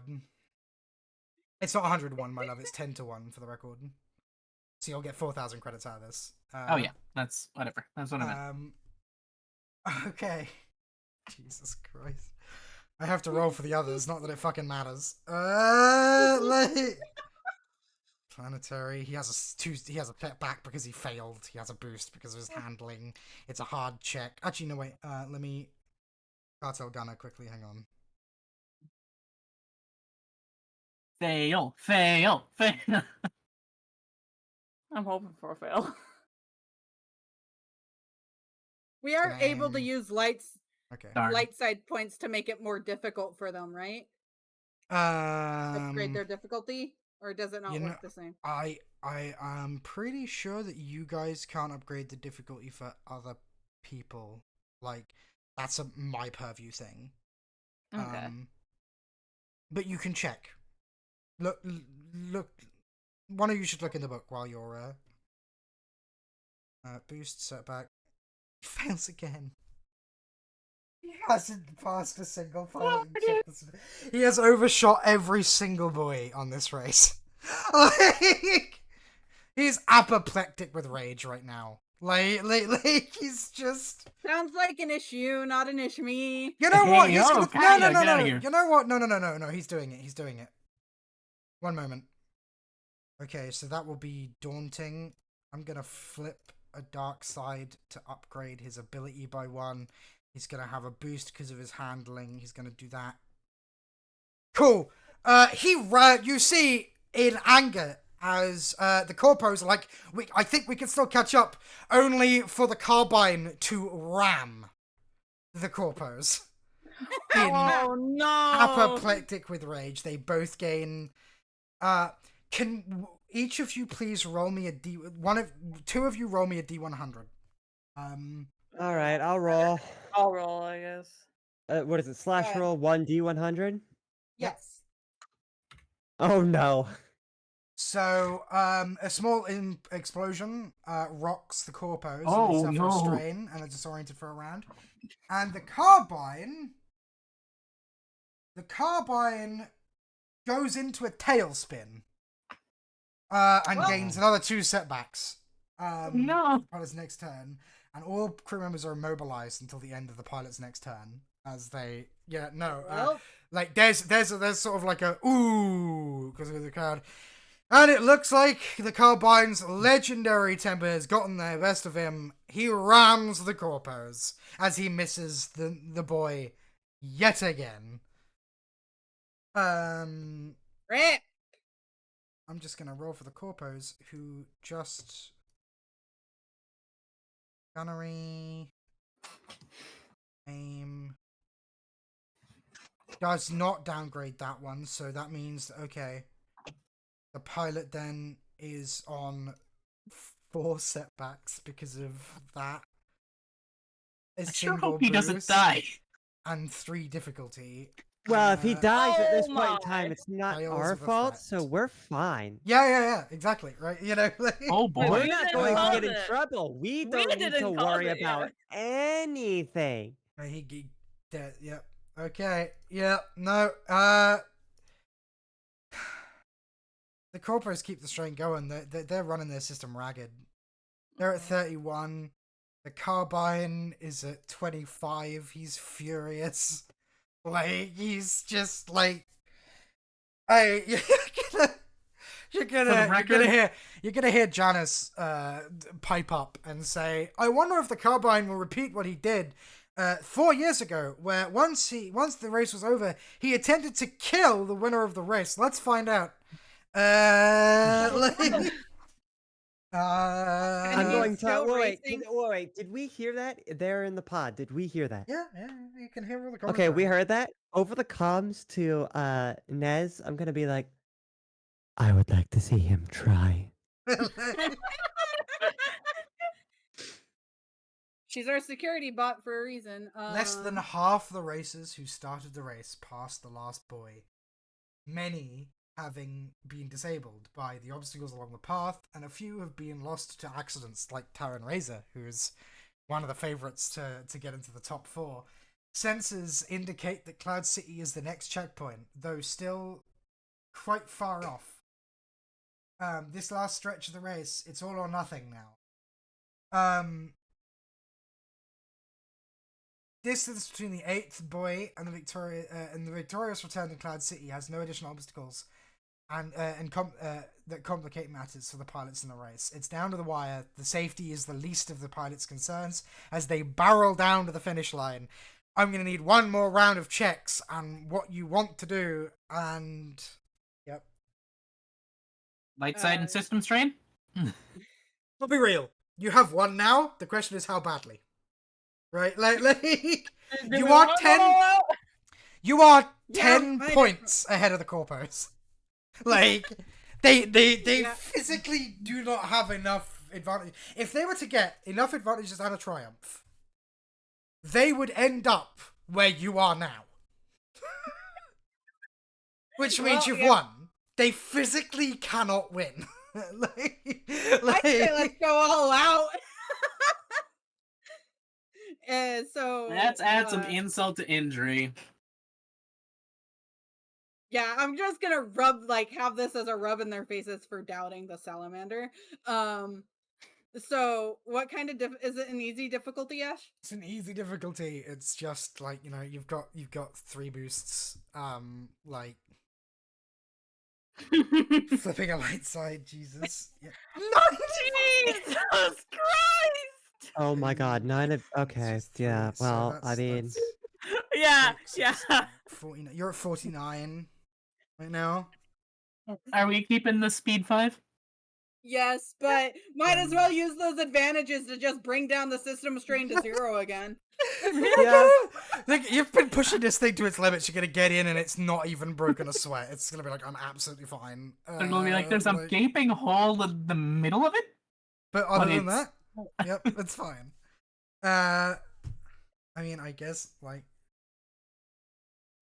the gunner's gonna fire at the corpos because he's like. Really can't hit you. The carbine's spitting venom at this point. He's just like, kill him, kill him, kill the bastards. Oh,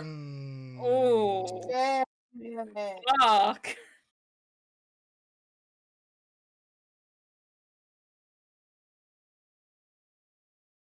Two. Oh dear.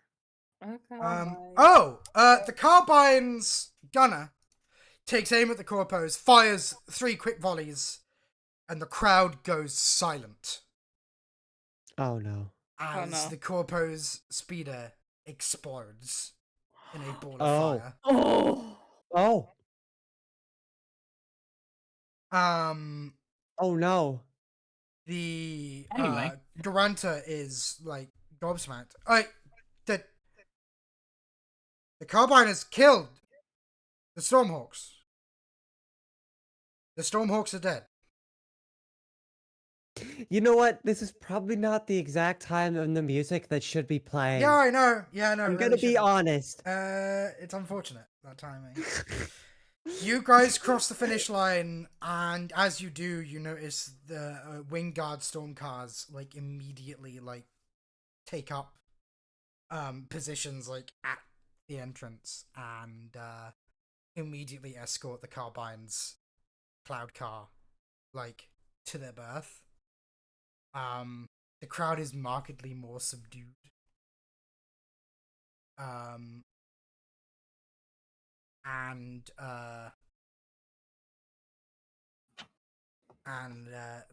Like Granta sort of was like, okay, once again, this race has been sponsored by Dargiani's Hoth Glacier Water.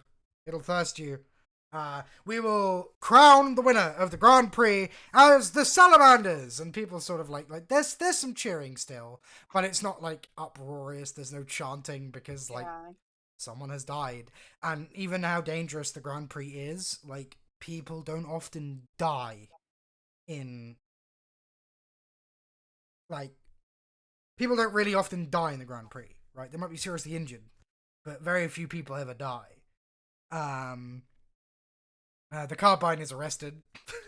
We don't have to worry about him attacking us anymore, so you know that's it. That's nice at least. But like by the time the award ceremony like goes around, when you're like you know, and you get up at the podium, the crowd does once again cheer, right? It's sort of like it's not forgotten, obviously, but like, you know, this is your moment is the idea, right? And as you are given the like a large cup filled with spatchka, the overflowing blue glowing liquid inside, as you hold it up, your champions, the Salamander, Nez, Brava, and Ellie Vio 553, and like you guys are, like there's just the wall of sound from the crowd is incredible. Punctuated only by Besh screaming in triumph as she's just won 4,000 credits. This is why people should vote for what I place on things.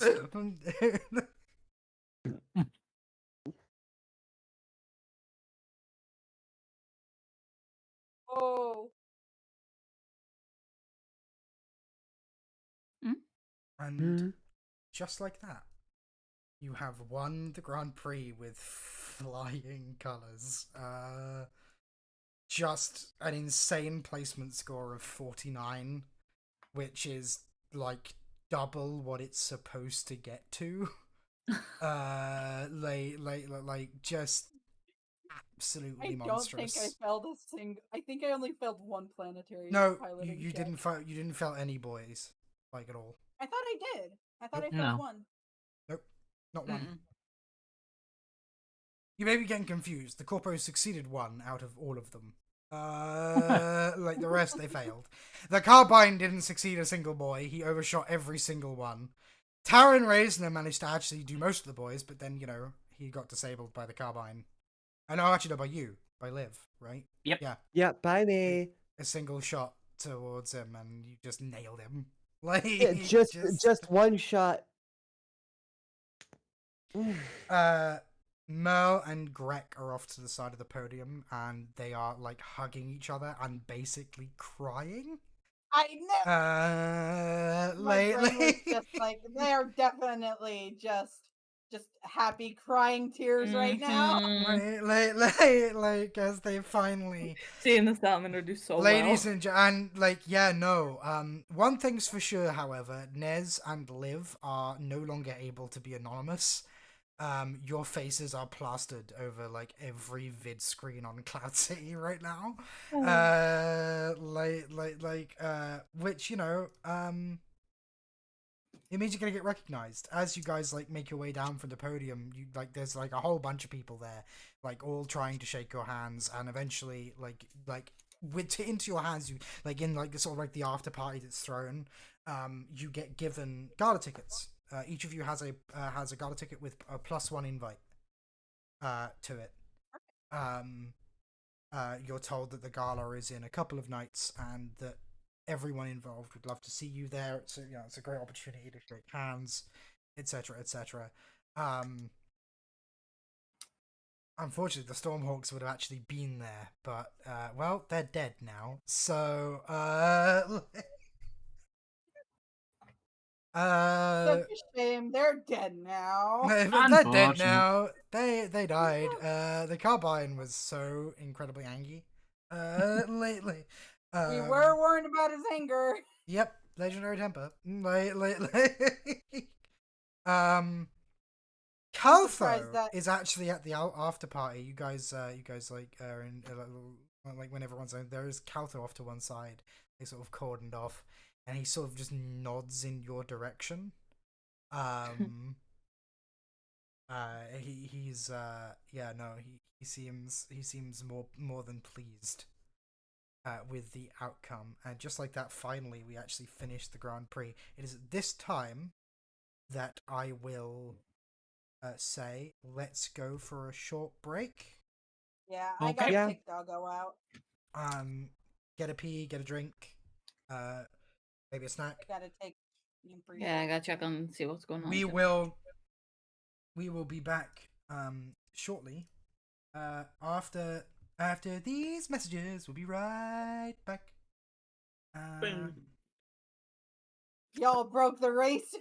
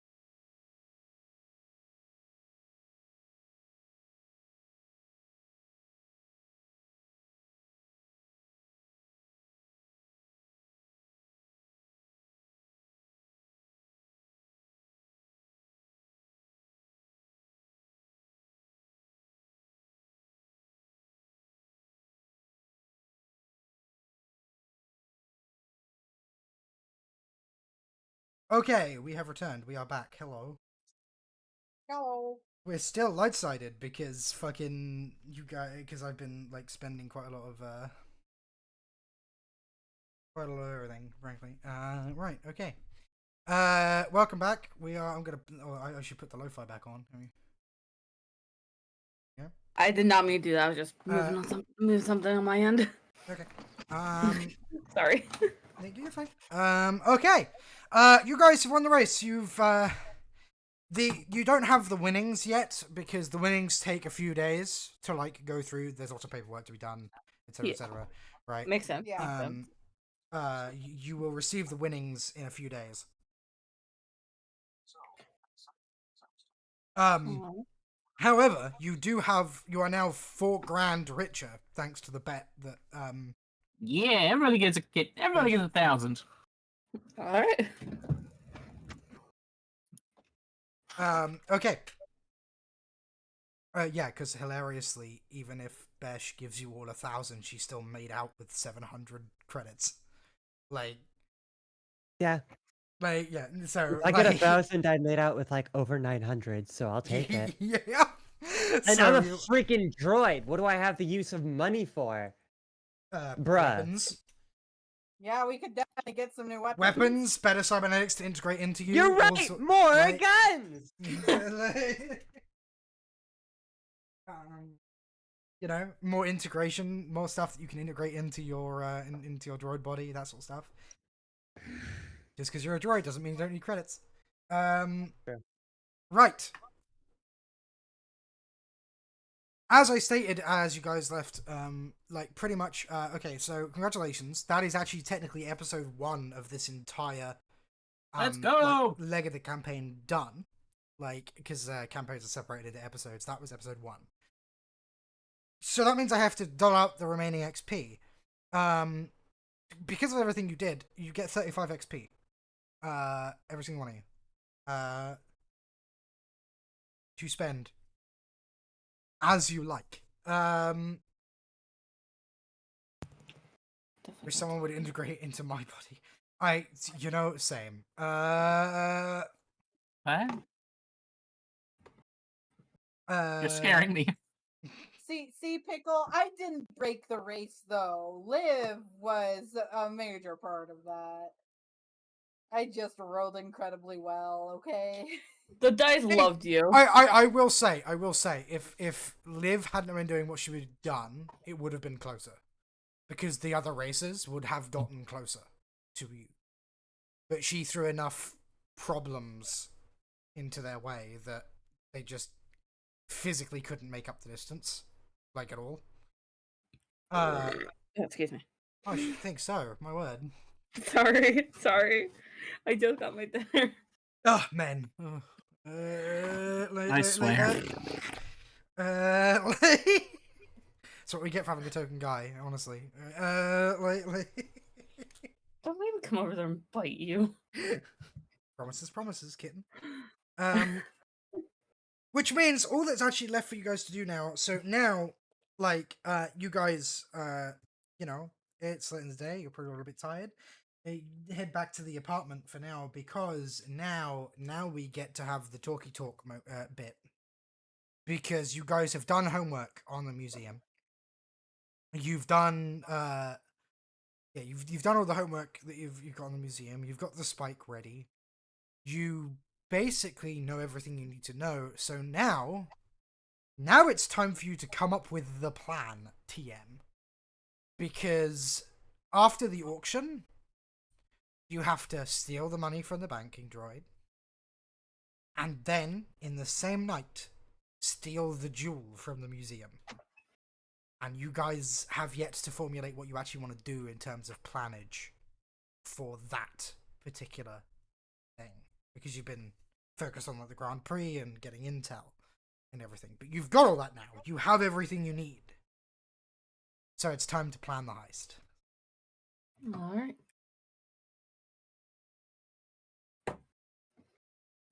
You would have received a message from Caltho, congratulating you on your victory and asserting that how spectacularly you won, his trust in you has increased. he expects great things from you in the next couple of days. He's looking forward to making an awful lot of money with you. That's the point. As am I.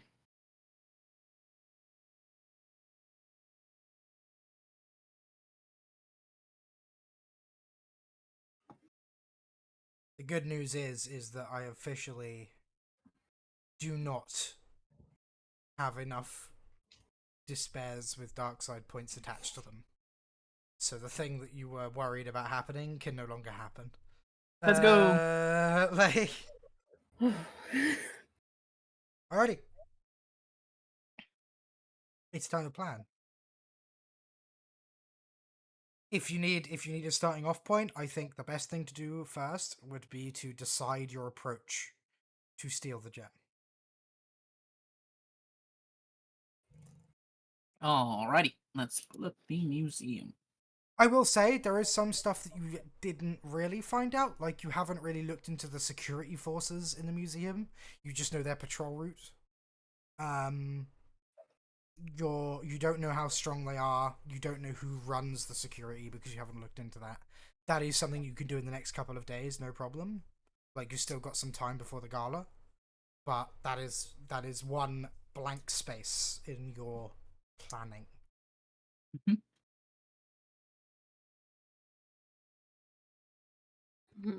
All right. Pickle, so looking at Pickle this. seems to be in the camp of going loud and just killing everyone and stealing it. Like... We do have somebody to murder, but you know, that's another can of worms. We have someone to murder, and you have someone on your team who can murder. That was not said in canon, by the way. All right. I like to think that all the things that Maddie says, she doesn't say like icily, but in her I know, but it's just like no. I just like to think that she doesn't actually say it out loud, but everyone can sort of feel like that's what she's thinking. Right?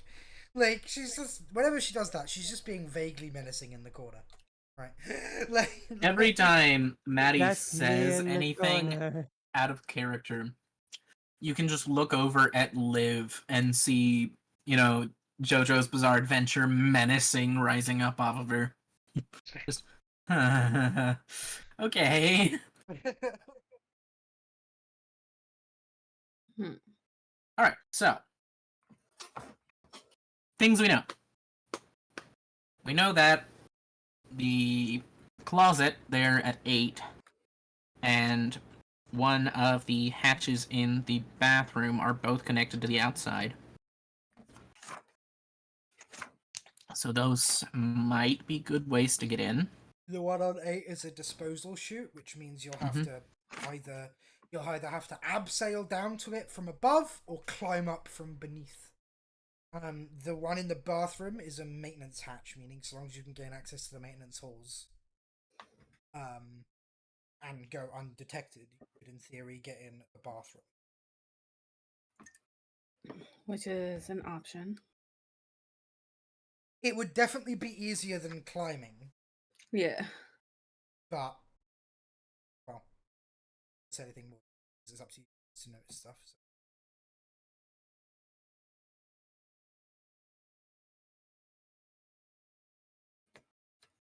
If you have any questions, feel free to ask me and I will answer with what you would know. I'm not like just throwing you in the deep. Let's see, I imagine the desk will probably be attended by a security guard, so that's definitely something we don't want to come forward doing.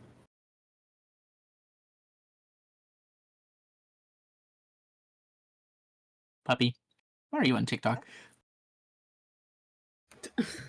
Puppy, we're playing the game, come on.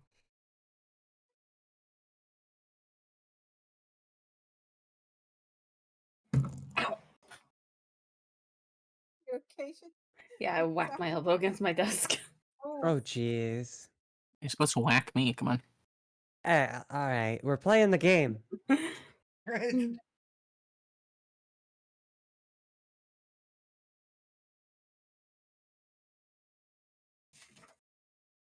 So Hmm.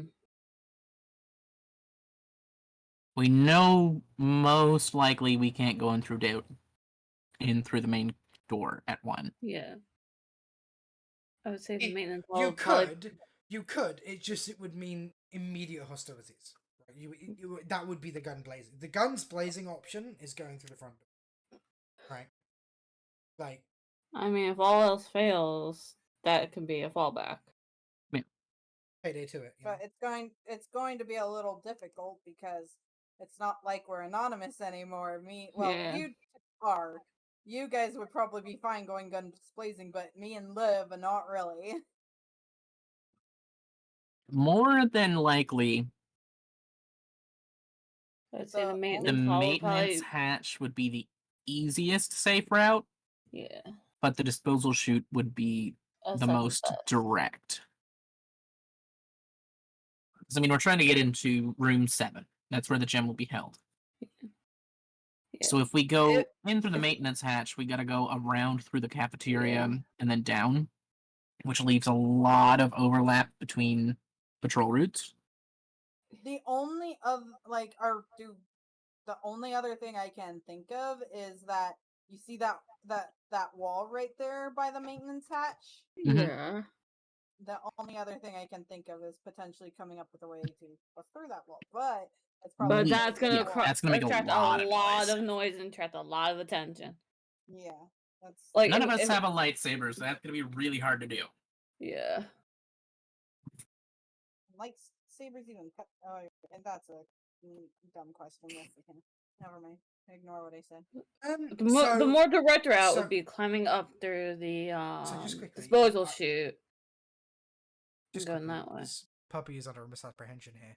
So, lightsabers are probably a fairly unknown weapon right now.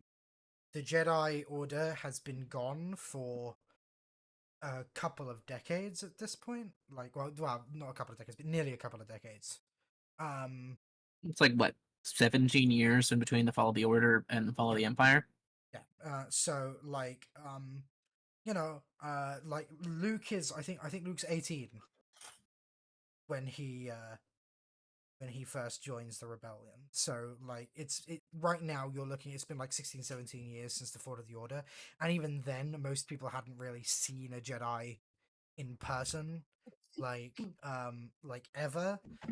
Lightsabers are one of those weapons that like they're maybe known about, but not really. Like the average person, if they saw a lightsaber, wouldn't know it was a lightsaber, right?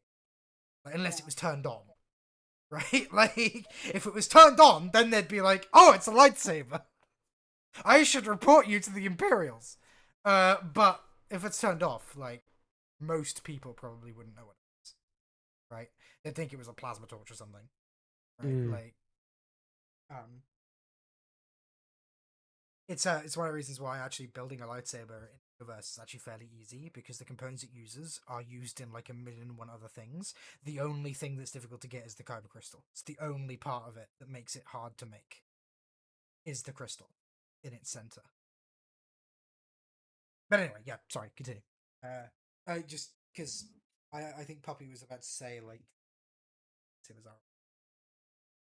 Yeah, no, we wouldn't have access. Honestly, wouldn't really even know what they were. Yeah. I was just saying, our best bet would be a plasma torch, and that would take a very long time to get through that. Yeah.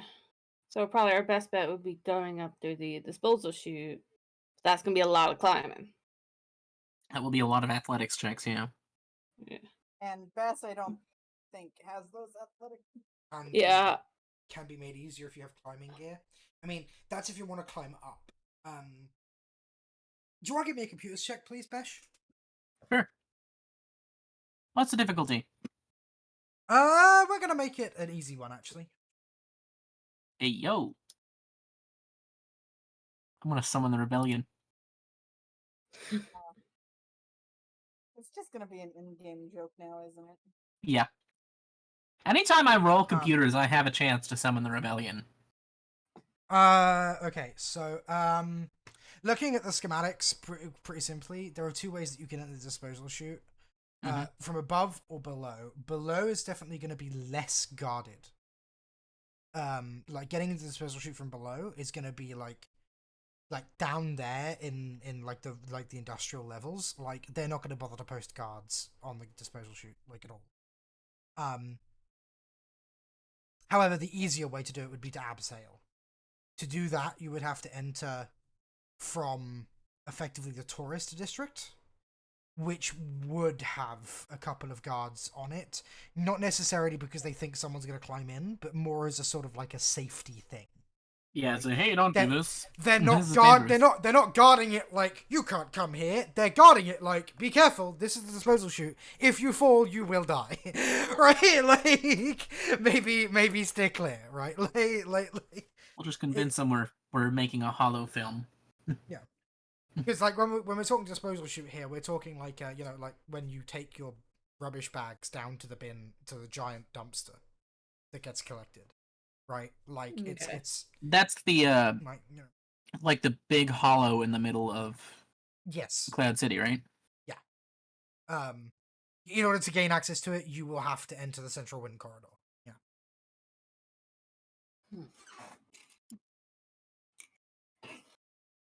The chair squeak may or may not have sounded exactly like an Among Us vent. I'm sorry.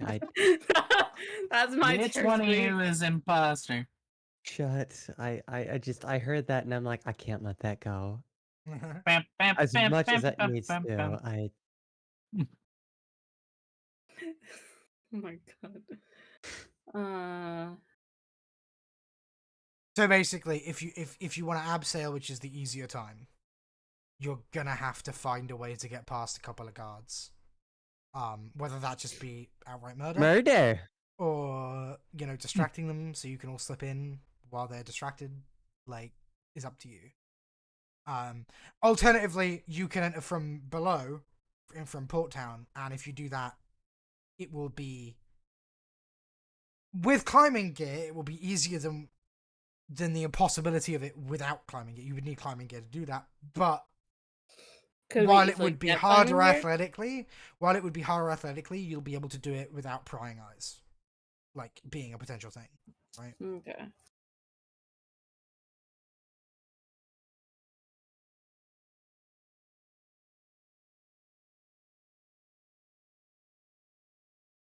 That's everything you need to know about the disposal chute, at least from what you can. Okay.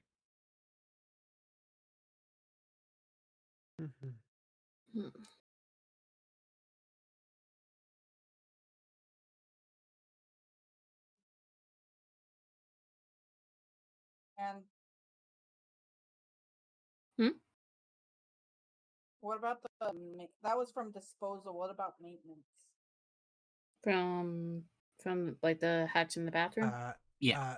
Maintenance corridors wise, you'll have to find a building on the same level as the Associates Museum that you can access their maintenance corridors from. Is there like a special pass or anything you need in order to get through? Like, could maybe some of you would have to be one of the on one of the working crews that are mainly crewed by Ugnaughts. So short of like skullduggerying the door open and forcing it, yes, you would need to get an Ugnaught pass to be allowed into the maintenance corridor. Because my idea went, what if we somehow get a couple of, not me and Liv, because we'd be recognized, but like us as a whole. I have relations with the Ugnaughts. Phrasing, my love. Wait, no. Good relations I have with the Ugnaughts. Hold on. Excuse. It's a Star Wars reference. Come on. For maintenance, is it does it include like humanoids and stuff too, or mostly robots? There's probably a few humanoids. There's almost certainly some droids on the maintenance crews. But they are fewer and further between. Yeah. Because Cloud City is mainly sustained on Ugnaught labor, so is most of Bespin, to be honest. Doesn't mean there aren't like humanoids and such that also work it. It's just that it's mainly Ugnaughts. Could it be possible for Besh to potentially make a pass? Is that stretching it thin, or would she have to like try and find a way? I mean, to clone a pass, I'd probably have to have a pass. Yeah. You'd almost certainly have to I mean, like if any of you are good at lock picking, you can almost certainly lock pick those doors open. Remember the pass isn't like, hey, look, this is my face, let me in. It's a literal access pass that will open the door for you. Yeah, that's what I'm okay. Yeah. And the museum one will likely only be able to be opened with museum security passes. Because otherwise, Ugnaughts could just go in whenever, show up whenever they wanted and take whatever they wanted. Like... What are you talking? Pickle, what? Huh? Okay, buddy. Pickle's being horny in chat again. That was a lot. Pickle said that a long time ago. Pickle's been like that a lot lately. Pickle, buddy, are you okay? Somebody get this man a wife. Any volunteers? I probably shouldn't be drinking water while having the headphones on at this point. Probably not. Oh, that seems just like a bad idea. Yeah.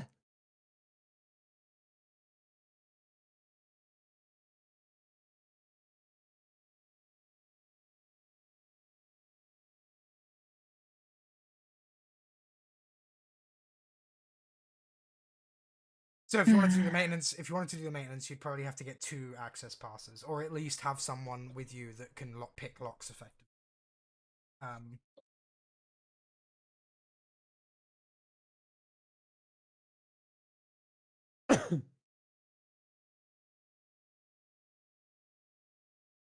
Okay.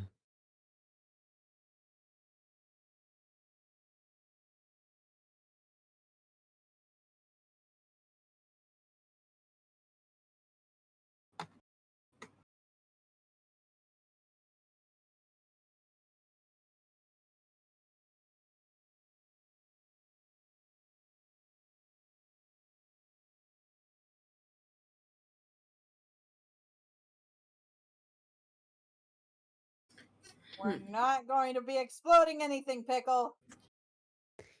For the most part, the reason why I'm staying quiet is because I'm gonna be relatively recognized for many reasons. So there's not really much that I have an idea of. We can use that for an advantage going top down. Yeah, because since we're the winners, we could use that as a distraction. Like, you guys could just be like, hey, you want to come over here and have a discussion about how we restored the salamander? And just do a press conference. And I will go ahead and give pointers on where to shoot accurately in order to win your game. Just do a press conference on a tourist district.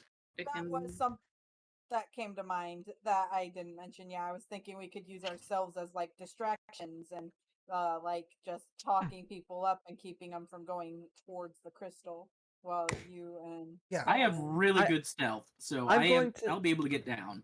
If you go ahead and do that, I'll riz them up, and by riz them up, I mean just show them gun stuff. That should work, right? First I'd say we just act like we don't know where we're going, because we're all right. And then we can start like being nice, into just doing like a quote unquote casual conversation, and then get in the aspects of like how we restored the salamander and upgraded it in a way, basically, kind of a thing. Yeah, no, that works. Sounds like a good idea. Like if we put you up at the tourist district by the entrance into that big disposal chute, chances are the guards will have seen the race and they will be fans. the gala you guys... is it? You said it's the floor below, right, Ash? At the Fig and Associates Art Museum. So if you look at the Well, Cloud yeah, City map, if you look at the Cloud City map, it's Yeah, on yeah. there. The tourist district is the very top level. Well, I thought you were saying like the gala was going to be and the bidding would be taking place. The gala is in the museum where the gem is being held. We're not stealing the gem while the gala's going on. Though that is technically an option if you want to be really sly about it. We could. But that would mean that at least some of you okay. I'll give you this for free because this is like stuff that you would just know. After the gala concludes is when the money will be transferred to the bank account, meaning you have the rest of the night to steal the money and the gem. Got it. If you were to steal the gem during the gala, then that just means that after the gala is over and everyone goes home, you would steal the money. But that is assuming that they wouldn't notice that the gem is gone, which isn't a guarantee, right? Yeah, that's a little riskier of a plan. It's a riskier plan, but it's not necessarily a bad one. It's not impossible. Yeah. Well, I just thought when we were first going through the museum, you were saying that the bidding and everything was going to be taking place a floor lower than what it was. Okay.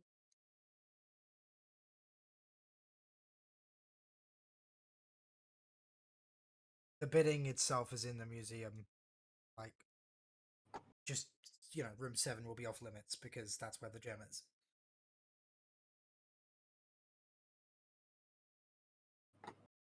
Will the bidders have access to room 7? No. No one will.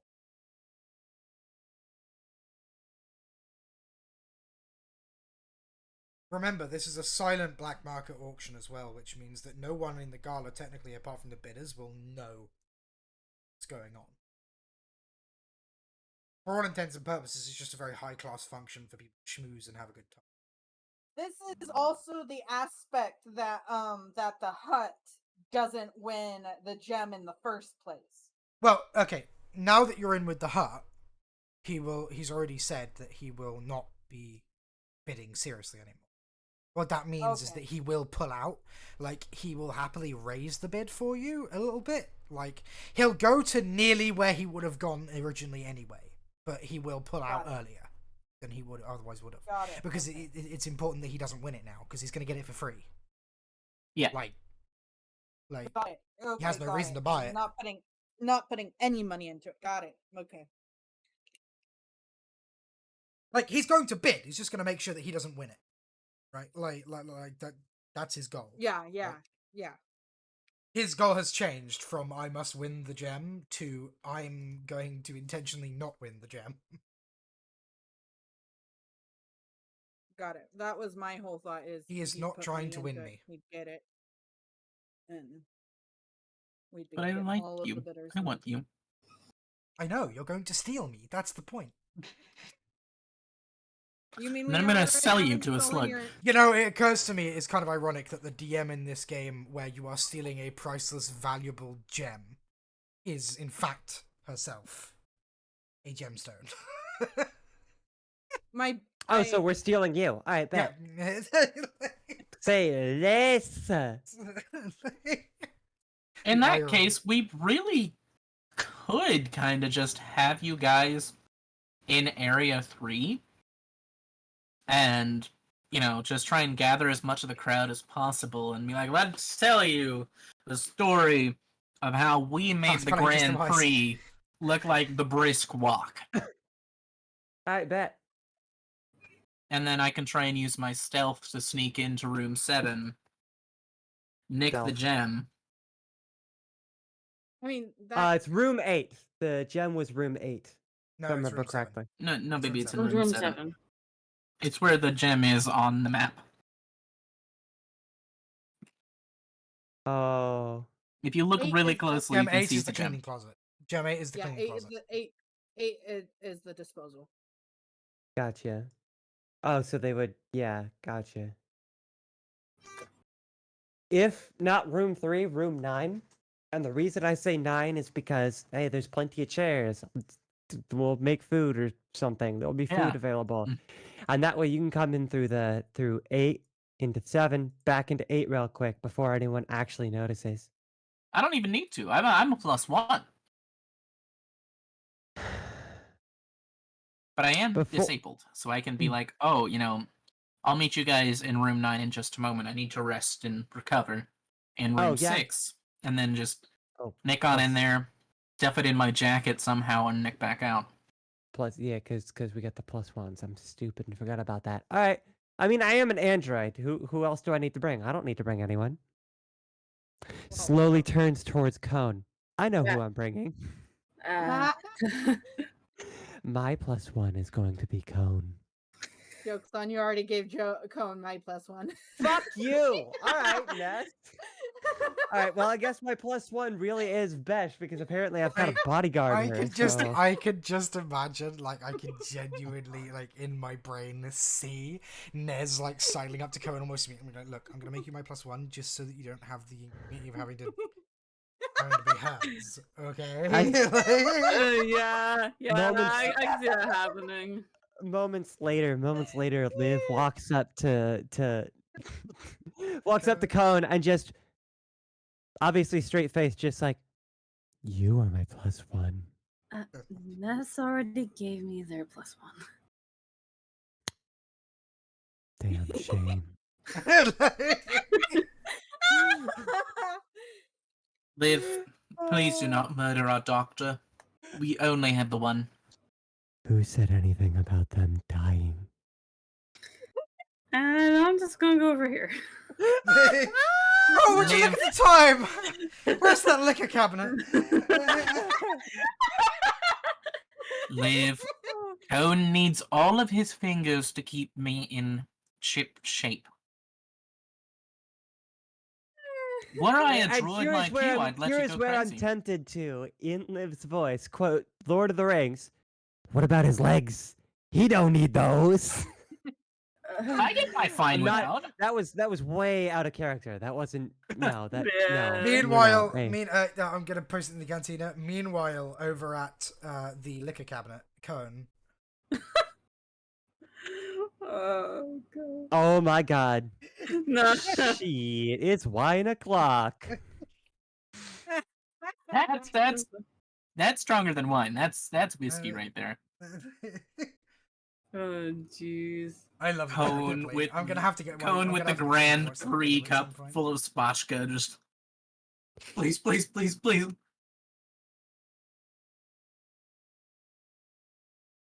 Liv single-handedly turning Cone into an alcoholic man. Any percent speedrun. I think you forgot a couple parts. I am single-handedly turning him into an alcoholic paranoid.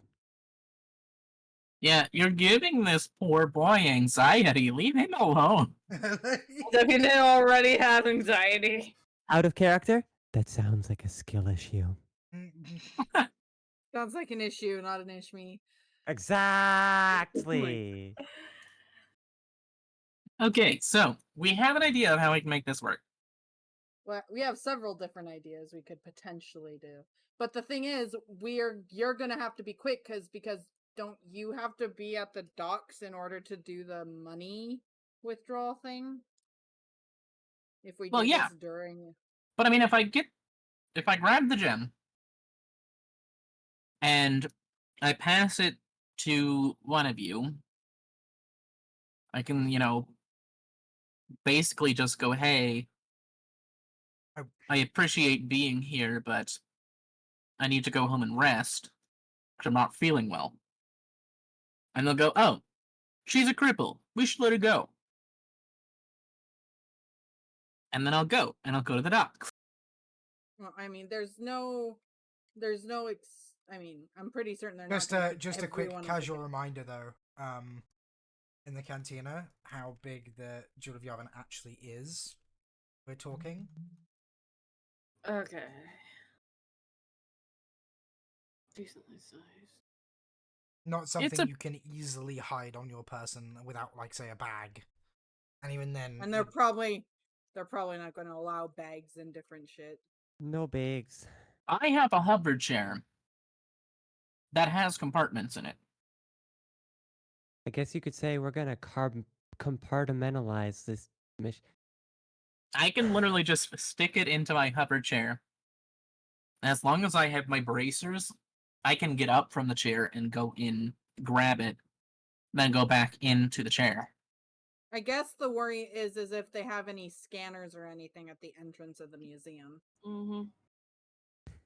Unless were you metal do detectors go when you went in first. Yeah.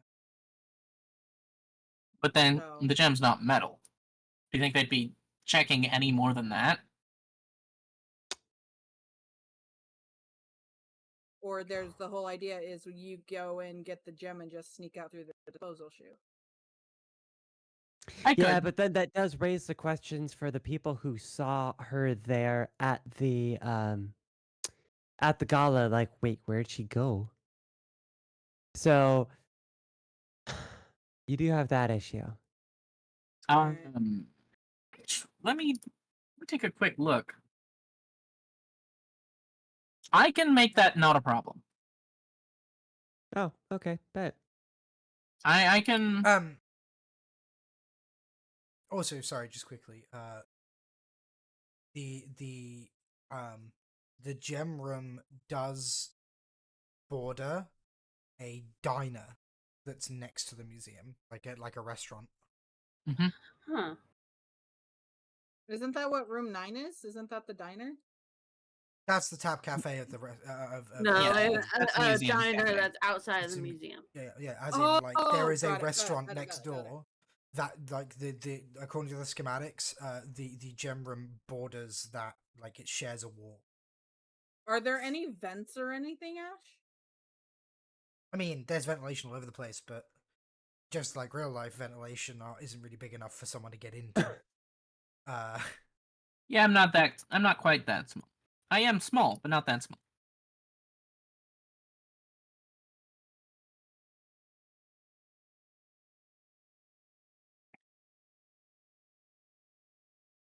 At the time of the gala, will the diner be open?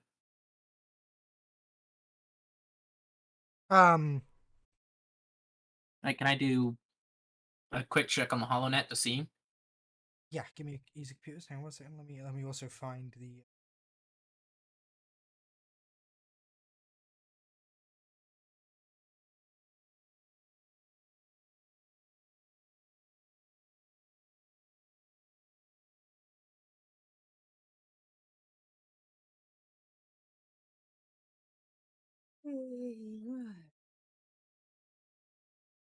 The Hungry Beldam. It's an eatery.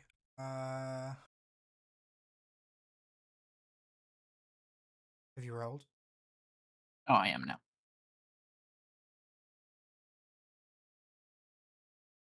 Oh, one threat though.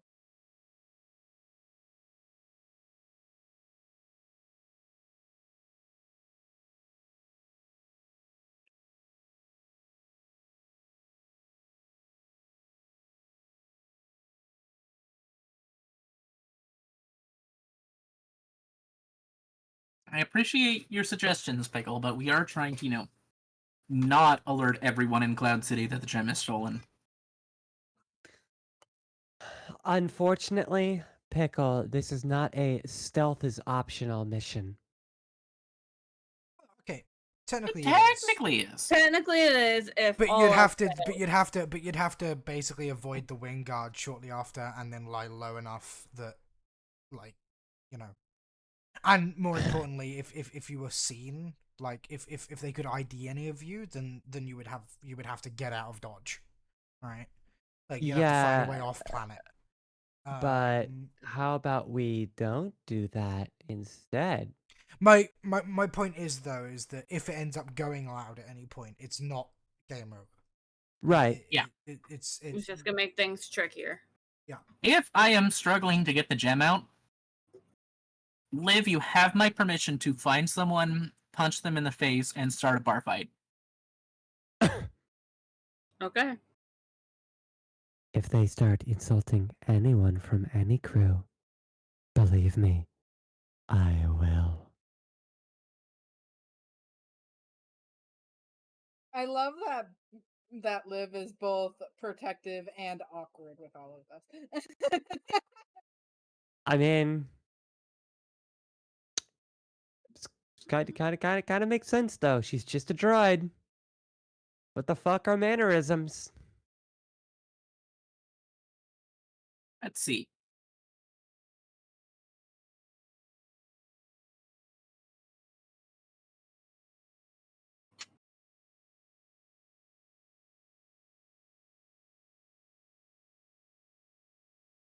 It's page 137 of The Edge of the Empire. Let me look at that.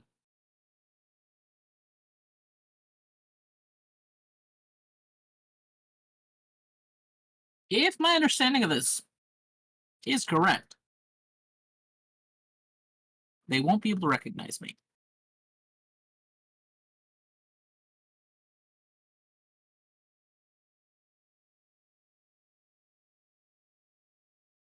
Okay, so provided you go to the Beldon, the Hungry Beldon, which is to the left of the museum, you would be able to blow in to the museum storeroom, the gift shop, the tap cafe, room 6 and room 7.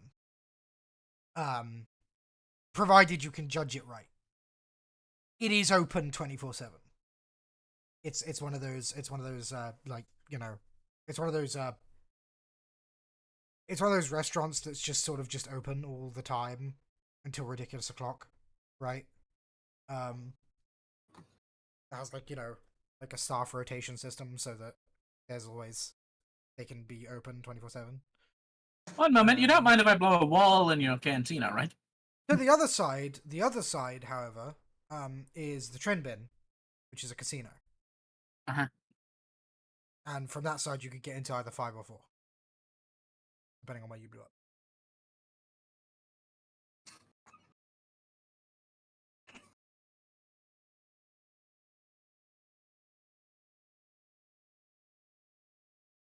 Either approach would likely need explosives.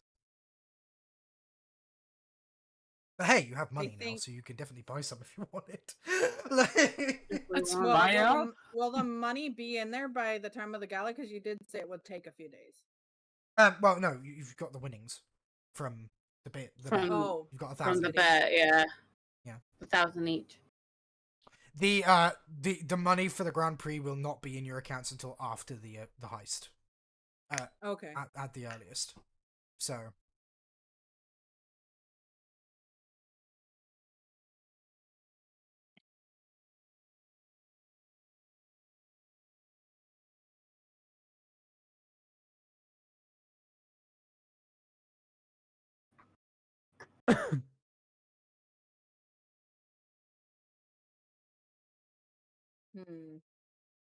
I think the idea just is if we can get it, if we do the cafe route, is how well whoever does snag the gem and can quickly make away can blend into the crowd. If that makes sense.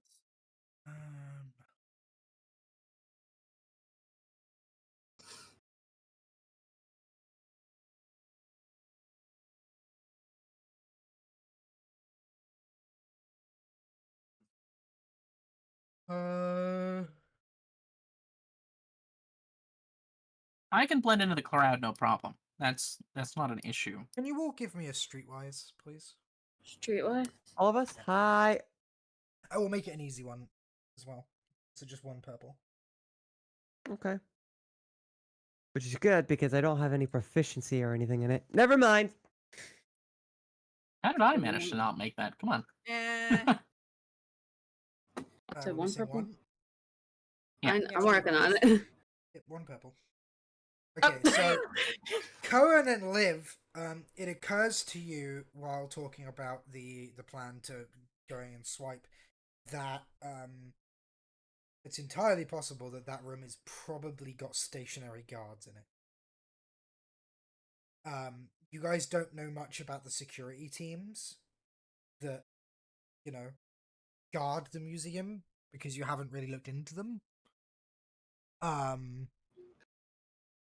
But your common sense of, what would I do would be to place at least one guard inside room 7. Because, that would be the smart that thing is to do. incredibly valuable. That's kind of the thing that you want to guard, right? And the fact that the security patrol routes go through room 7 as a whole.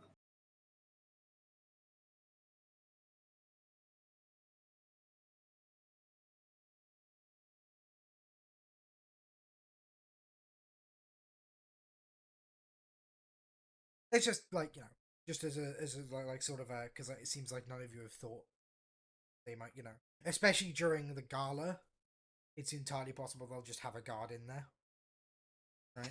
Mm-hmm. Which would be an obstacle for you to.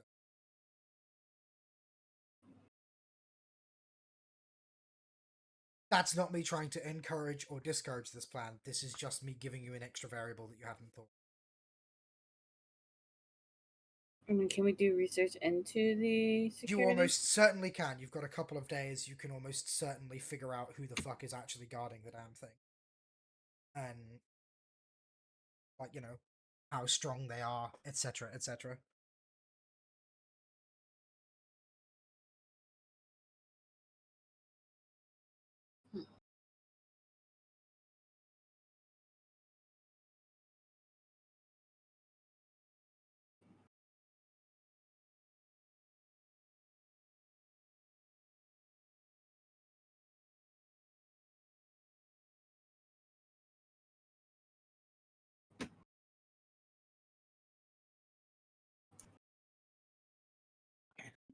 I was looking at. Incidentally, if any of you has a vid screen on while you're planning this, there's at least one segment on like rather embarrassingly, there is an interview playing, the interview that they gave Nez and Liv when they won. So just on one of the vid screens nearby, it's just and now we go to the post game interview that was recorded earlier today, and it's just Nez and Liv looking really awkward, they're just answering questions by journalists, right? Oh my god.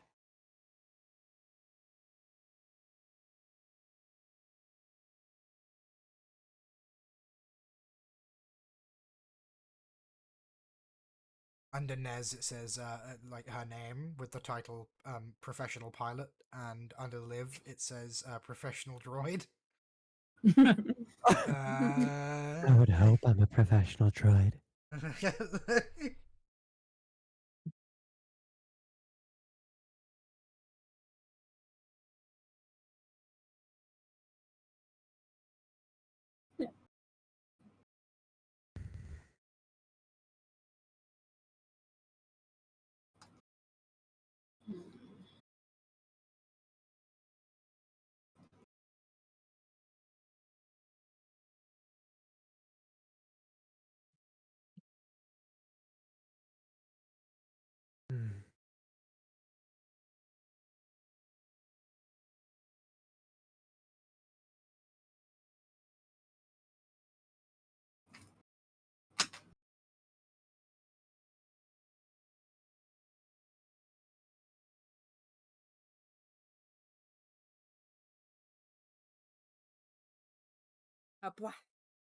What? I imagine the silence is just everyone thinking. Yeah. I'm looking through my skills, seeing if I have anything that might help, yeah. I have stuff that makes it really hard to recognize me, but that's not really helpful if there's someone in there going hey, wait, what are you doing?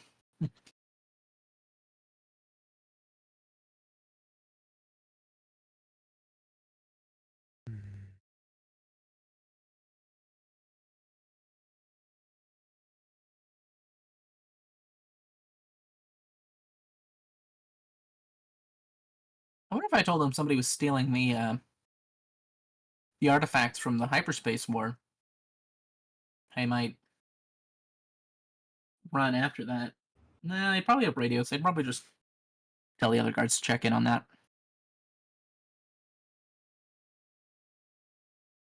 By the way, finding out who is running security for the gala and the museum at the moment is pretty easy, because the security for the venue is listed as Grayson Private Security LLC.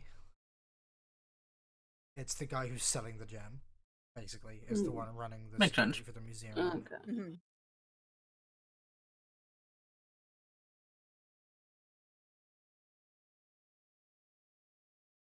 You know who's doing it. We gotta think of a way to convince the guards in room 7 to abandon their posts. At least for a minute. Because it's not that big a deal if they've seen me. It's, a big deal if they try and stop me. Mm-hmm.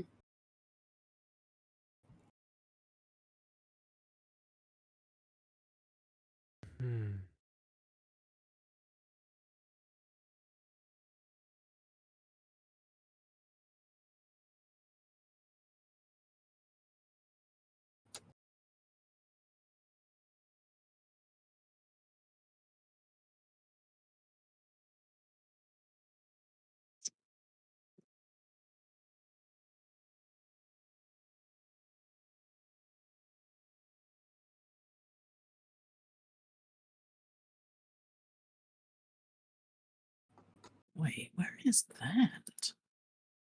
Where is that in my talent tree?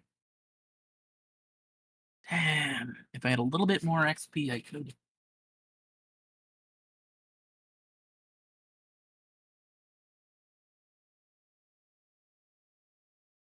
Let's say, if I had a little bit of XP, I could definitely rely on that for a final, but that's,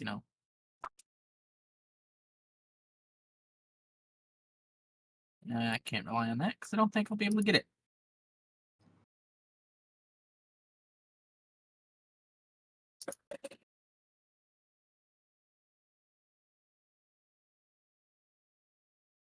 We also need to think about the one chick that the rebels want us to kill. Sacrifice. Yeah. Joan, do you know any poisons? Medicine can be used as poison in right dosage. Zekra is one of the bidders, remember? Yeah. Yes. I prefer to do my things a little bit more personal. Not all of us are like you, Liv. What if she, To answer that question, no poison. if she just kind of dies in the middle of the bidding, that's gonna, make the guards go over to her. And that could easily be 2 birds with 1 stone. You have a point there.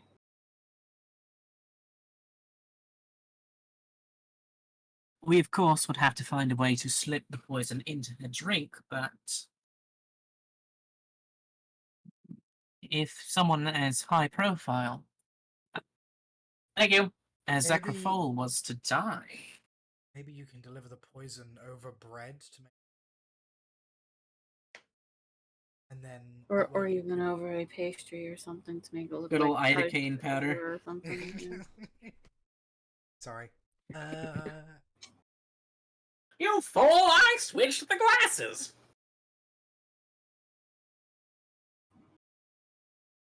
Hi, Doc. No, we're still going. I'm gonna go get my food real quick. Be right back. Okay.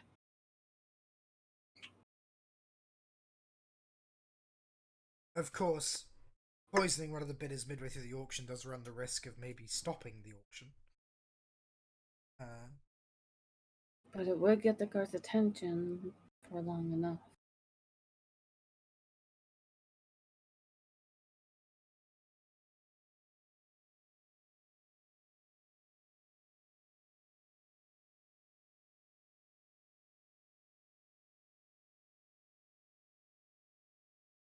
I think this is a good time to have you guys basically receive a message from Arend saying, "Well done on winning the Grand Prix. I look forward to the auction." Full stop. Nervous laughter.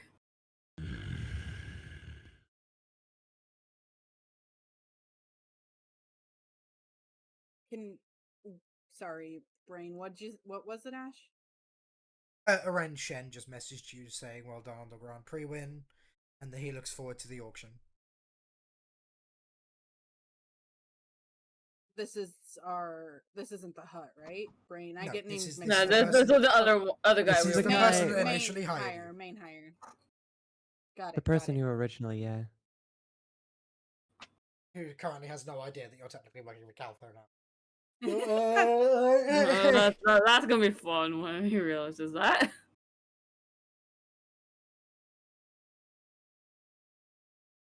No big deal. Brain. We'll be at a Cloud City by then, hopefully. Brain kind of is. Brain him down a little bit. A little bit, yeah. Oh. Well, it is kind of about our usual stop time. Well, We we've should got an do hour. a little bit longer. Yeah, it's been 3 hours, so we aim for 4 generally. Mm-hmm.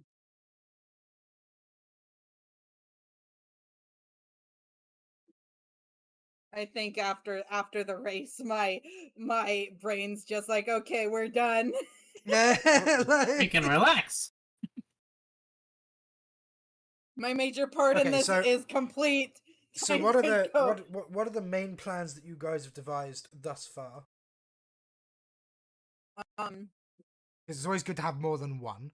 So obviously one we is have restaurant wall explosive. Last I was focusing on. I don't know if any after that were said. Potentially using this disposal after the gala to get the gem, or having Besh sneak in to snag it and try and leave casually while we try and cause a distraction with everyone, including the guards, or use said disposal to leave instead of just leaving casually. We also mentioned poisoning Sacrifall. Yeah, poisoning Sacrifall would create a distraction. Yeah, I heard the last bit of that, yeah. So my brain was somewhat there. It was somewhat focusing, but brain's just like, no. It's going in and out of focus. Yeah. So apologies.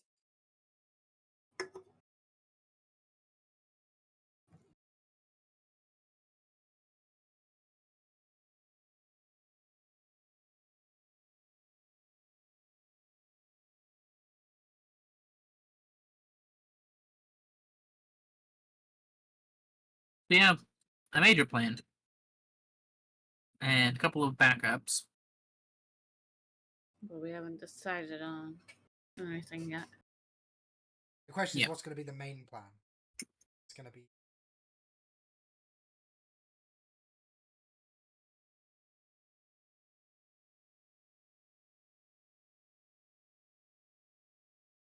Ash, health check. Get loved on. Yeah, I know, I saw.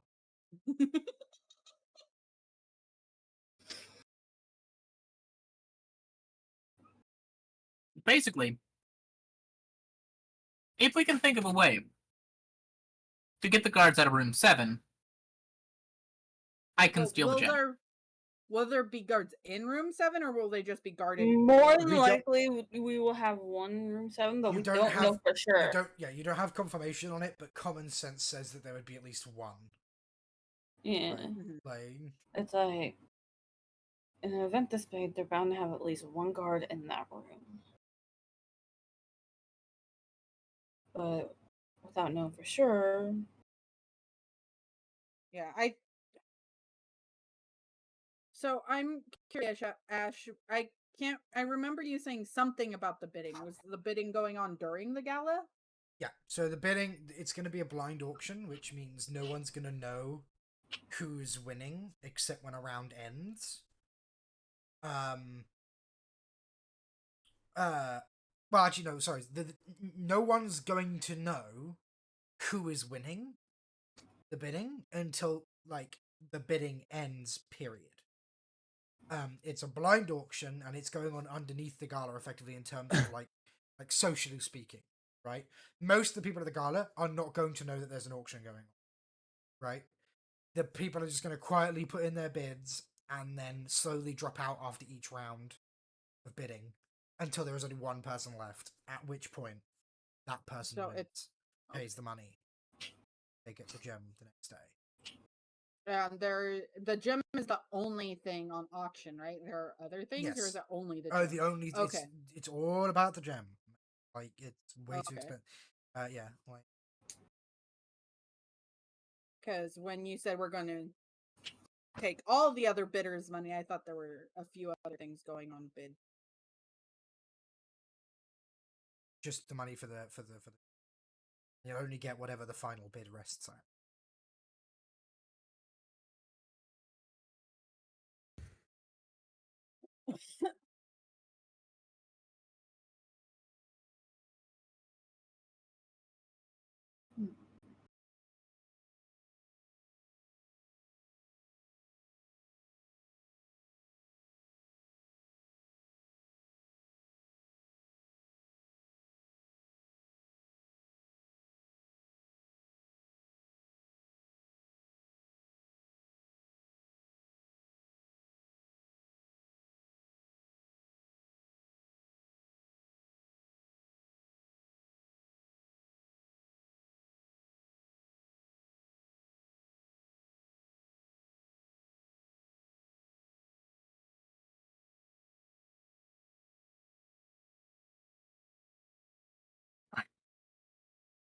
The bidding portion, like, you're actually entirely capable of just, like, leaving it alone, not trying to edit the bid at all, and you'll make off with a pretty decent haul. But if you want to maximize your profits, you're going to want to raise the bidding. I'm trying to raise the bidding at least a little bit. Can we ensure that it'll go up a little bit, especially with the hut still bidding, and he'll pull out when? As it stands, because the hut will be pulling out early, unless you can convince Caltho that it's worth it to up to attempt to up the bidding, it will actually be a little lower. Otherwise, not by much, but like, because Caltho came with the intent to win and has the biggest bankroll of the lot of them in terms of like the one who will probably feel the least sting from paying out for the gem. I'm going to be transparent about it.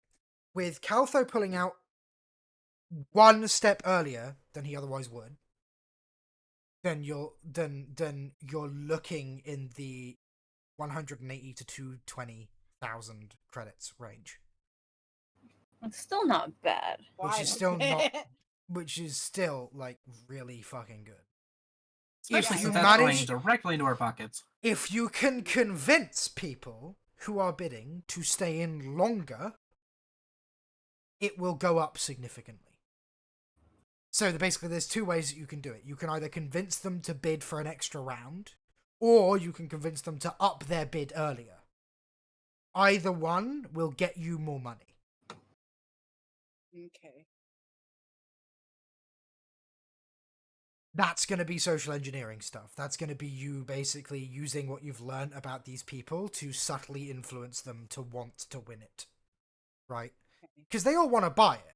Some out of spite, others out of simping for Professor, right?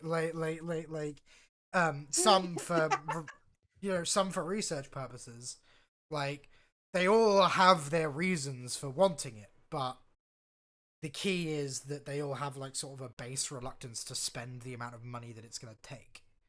So it'll be down to you guys to convince them to bid more and for longer. We gotta go convince the Twi'lek to go into credit card debt for his Genshin waifu. Okay. I obviously I will warn that dude is poor as shit. There ain't no that if Prospera somehow wins, you guys are gonna be real shit out of luck when it comes to money. Yeah. Because that man is not gonna have the kind of cash that he would need to buy it. That's Unless just like. Yeah. Like, from your investigation and from your talking to him, the man is already in crippling levels of debt. Like, he's no one is going to give him the credit line he would need to buy this chair. Right? Like, no. Now, just tell the museum lady that he's going to win it for her, and that he's doing, XYZ amount, and then she'll be like, ooh, that's kind of creepy. I'm not going to let him win. Basically, you can use the information you have on Prospedura to, in theory, influence other people to bid more. Yeah. Right? Yeah, that he's just using it to get to someone's heart while the others want it for like research purposes, collection purposes, something like that. The thing is trying to get in a meeting with the other ones. I mean, we already have access to be able to talk to one of them, the hut, because we're working under them. But we won't be in the meeting. We're going to be in the gala. Well, we'll be in the gala, and we can probably talk with them. Oh, okay. Yeah, they'll all be schmoozing and mingling like throughout the gala. Like, your job is to seamlessly integrate into their conversations, subtly imply that they should bid more, and then leave. like that's. I think like, Okay, so this is like kind of taking a different route. I should probably mention, I might need to use a bit of the credits to probably get something nice to wear for the gala. Just saying. You got 1,000 credits to do with what you will. Yeah. Oh, okay. That's cool. plenty. Yeah. We all have 1,000 credits that we can spend to making this work. You can use that to buy climbing equipment, explosives, anything you need. You've got the winnings of the race, the Grand Prix, to be able to like buy the shit you need. The thing is, we're gonna have to be extra careful because if the winnings from winning the Grand Prix are not in after we're gonna have to somehow, unless we do a transfer somehow of the, what was it we agreed on, 20,000 credits to Merle. That's not even money that we're talking about yet. This is just money that I won from my betting. No, I know, but my point is, if we get caught and we have to make a run for it, how are we going to get that 20,000 credits to Merle? I will say, Merle would have like given his own account. So we could always just transfer it that way. He's going to be sending you your portion after he's got it. Because, like, they're the ones who entered in all the risk here. So, like, yeah. Yeah. Well, I will say, like, based on your interactions with Merle and Greg, like, as much as honest Greg is far from honest, you don't think they'll stiff you on this. Okay. Like, he was too happy to win. Yeah. They just wanted to win. I don't even think they would have cared. He would have cared if he got the money. He was just happy to get it in there for them to win. I think Mal has successfully lived vicariously through you. If it wasn't for his wife, he would legitimately just give you his share. It'd be like, you can have it. Like, he was just happy to win. Like, he was just happy to see the Salamander win a race. Yep. Yeah. We don't know how it's gonna go down when half of that 20 goes to Greg, but that's out of our hands. That's not our problem. That's not our problem. I'm curious to know what will happen, but not my circus, not my monkeys. Exactly. Hey man, I just paid for the circus to come to town. I didn't say I'd run it.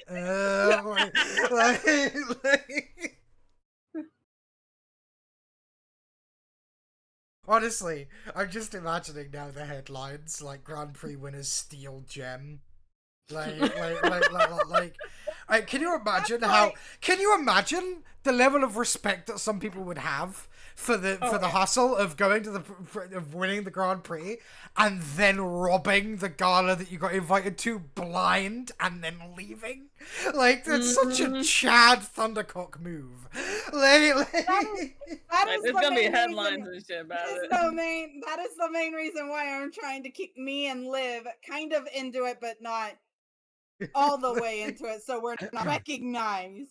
Because who knows how far that'll spread across the galaxy. I will say, you guys probably will be needed for the actual heist, because especially considering Liv is like your main combat bot, like, if she isn't there and things go pear-shaped, things go bad fast. We could give her a paint job. You could easily disguise her as a different droid. Like, that is, like, you know, that's not, like... All you'd have to effectively do is paint over her serial number. Like, temporarily, so that she's, you know... And yeah, if you give her a new coat of paint and a new serial number, people are going to go, oh, it's the... Oh, never mind, it's a different one. Never mind. Right? LIV223. They'll never see it coming. Then I really can just go, no. This is my seeing eye droid. It's your seeing eye droid, but the problem is people have seen us together before. I mean, not till after. They just thought you were a seeing eye droid, but... They would not have paid much attention to you when we first went in. And there's also the aspect of she got a new droid, because the old one didn't suffice. Oh yeah, that old droid? I got rid of him. That's some weird parts on the black market with her winnings, and not sure if I wanted to be near that.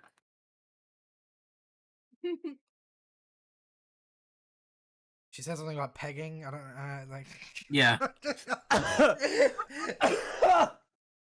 I swear I typed it for her. Let's not kill Maddie, please. I would appreciate that. Let's not. Yeah, let's not kill any of my partners, please. I'm sorry, buddy. Are you okay, hon? Oh, I'm fine. Okay, good. God. Fuck.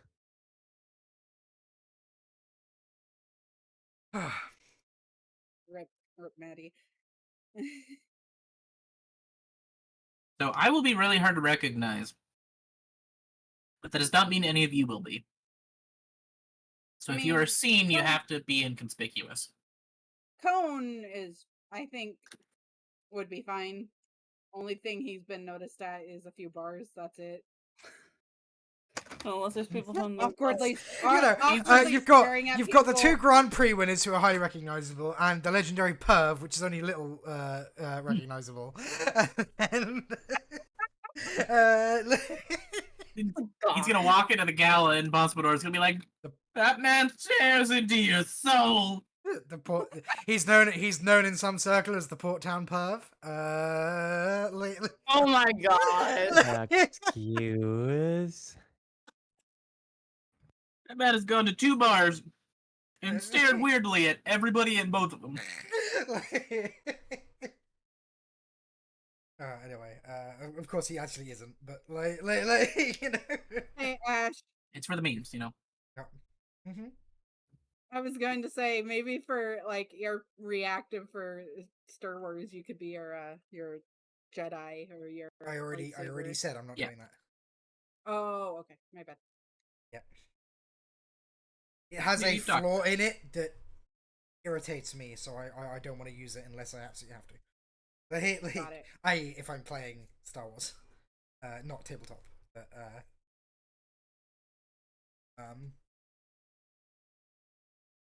I don't think many people have noticed the flaw, but I have, and I can't unsee it, and it's irritating.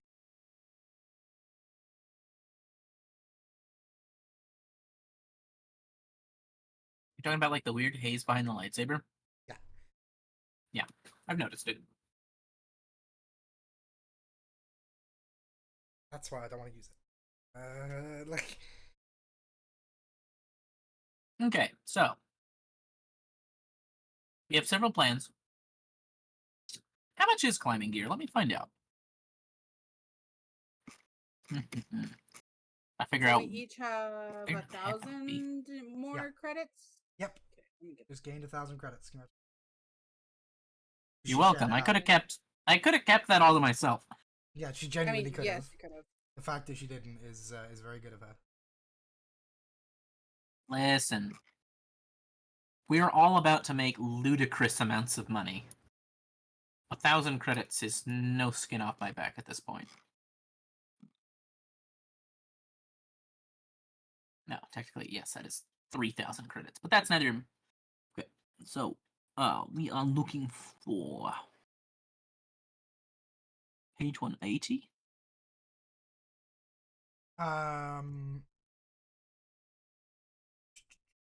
Climbing gear. Where are you?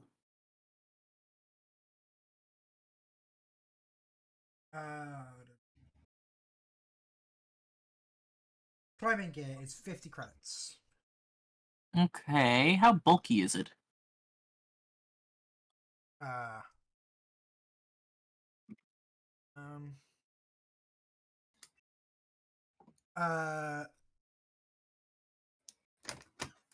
Torment Environmental Basic Climbing Gear. Okay. Most gear includes a spooled length of synthetic rope or liquid cable and a hook of some other attachment to secure the line. The predetermined environmental basic kit also includes 4 quick adhesion pittons that can securely attach to almost any surface.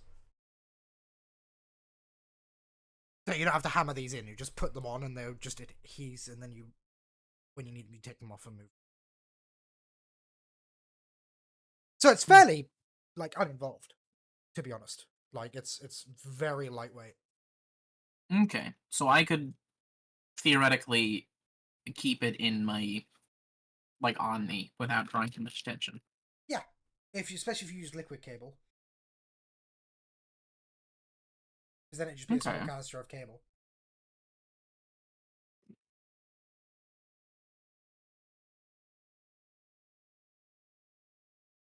Oh, wow, yeah, that is tiny. Okay. Dope. Now, if one of you buys a jetpack on... I don't think we can get one of those for 1,000 credits. No, they're 4.5k. If you want them after the heist, we can all get jetpacks. They're also time to they're go also Mandalorian rarity style. 7, so finding one. Good luck. Also, I don't know if she has sound on, but Mimi's lurking. Oh, she's not. Hi, Mimi. Hi, Mimi. She's my grandma, so. Hmm. Well, I don't know. We love Mimi in this house. And Sappy and Maddie know who she is, so. No, I've heard her before. Been a while, but. She messaged me. Okay, so she said, yeah, she's listening. She says hi. So if I go in with my bracers, and we manage to get somebody out of room 7, right? Oh.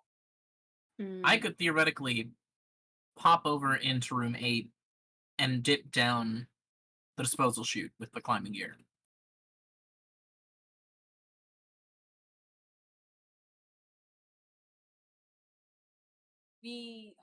No. What? I just had the idea if we did want to go the route of disguising Liv, getting new paint and stuff on her, she could probably cause a little bit of a havoc in 6 to get someone out of there, and then Besh could sneak into 7 and then sneak into 8, or in any of the other rooms cause a small havoc, but that's going to be a little bit of time to give different paint. Because we'd probably have to do it within the gala. That way it's all she doesn't just come in a whole different person and kind of a thing. How strong would the metal detectors be? Like, would they be X-ray or just standard? Oh, if there's metal, it disrupts the mechanical field and they beep.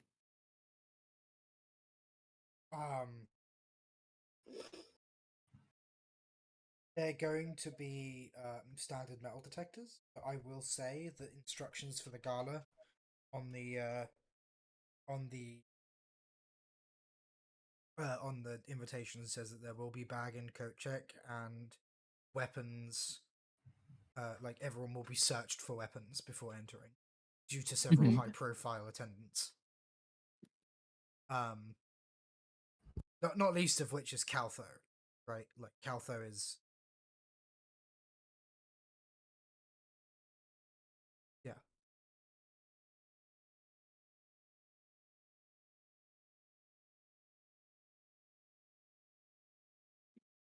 Liv, do you have any compartments in your body? No. Darn.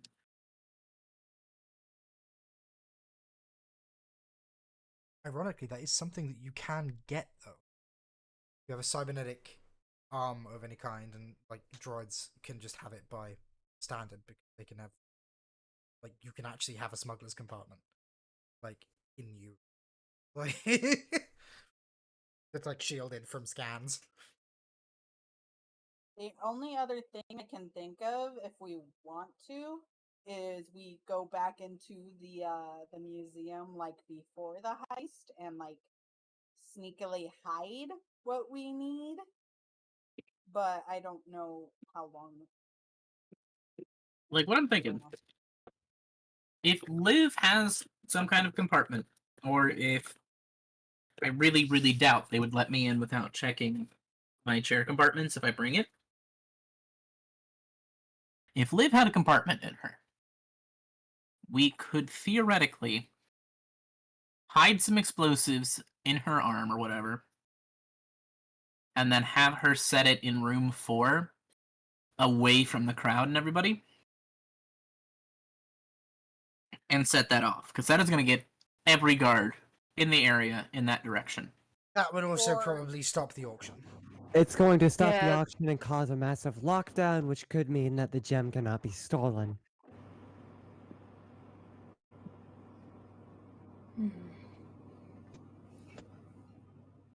Good suggestion, but you know, I genuinely believe there is no such thing as a bad idea when it comes to D&D. But like some things are like, you know, that's like that could definitely work if you weren't looking for the proceeds from the auction, right? But because you're looking for the proceeds from the auction, like that's probably a bad idea. Just because that would almost certainly end the auction. Like Zegrafol dying might end the auction, but that's a big might, right? It depends on like the disposition of Grayson and whether he wants to continue it. But an explosion, like, I don't think Grayson could spin that in a way that, like, oh yes, let's continue. Because, like, most of the high-profile people would immediately just, like, want to leave. Right? And they're the ones bidding on the damn thing. So... All we gotta do is, you know, get Zekrafol into the bathrooms and poison her, and then no one will even notice. The only other thing I can think of is if we do the explosion after the funds are transferred. Which would be after the gala. That'd be after the gala, yeah. At that point, may as well just go through one of the adjacent The funds are paid when the auction ends, and the auction ends when the gala does. So... And how long is the gala / auction? A couple of hours. It starts at about 9, it'll end at about 12. Which will give you an hour to get down into the port to take the droid that you've decided you wanted to get. Yeah. So if we're going to steal the gem during the gala, I would have to be out of there as quick as possible. I guess the other question is, how long would everyone stay for the full amount of time of the gala? Will only some stay for an hour or a couple hours?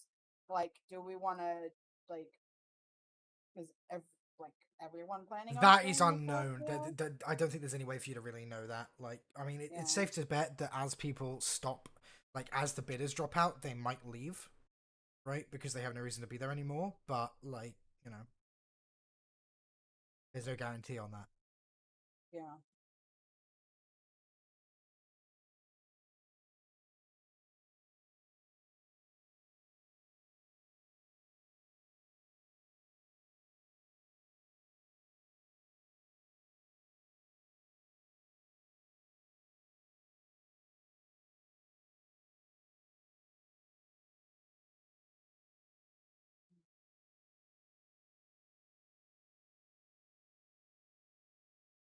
basically,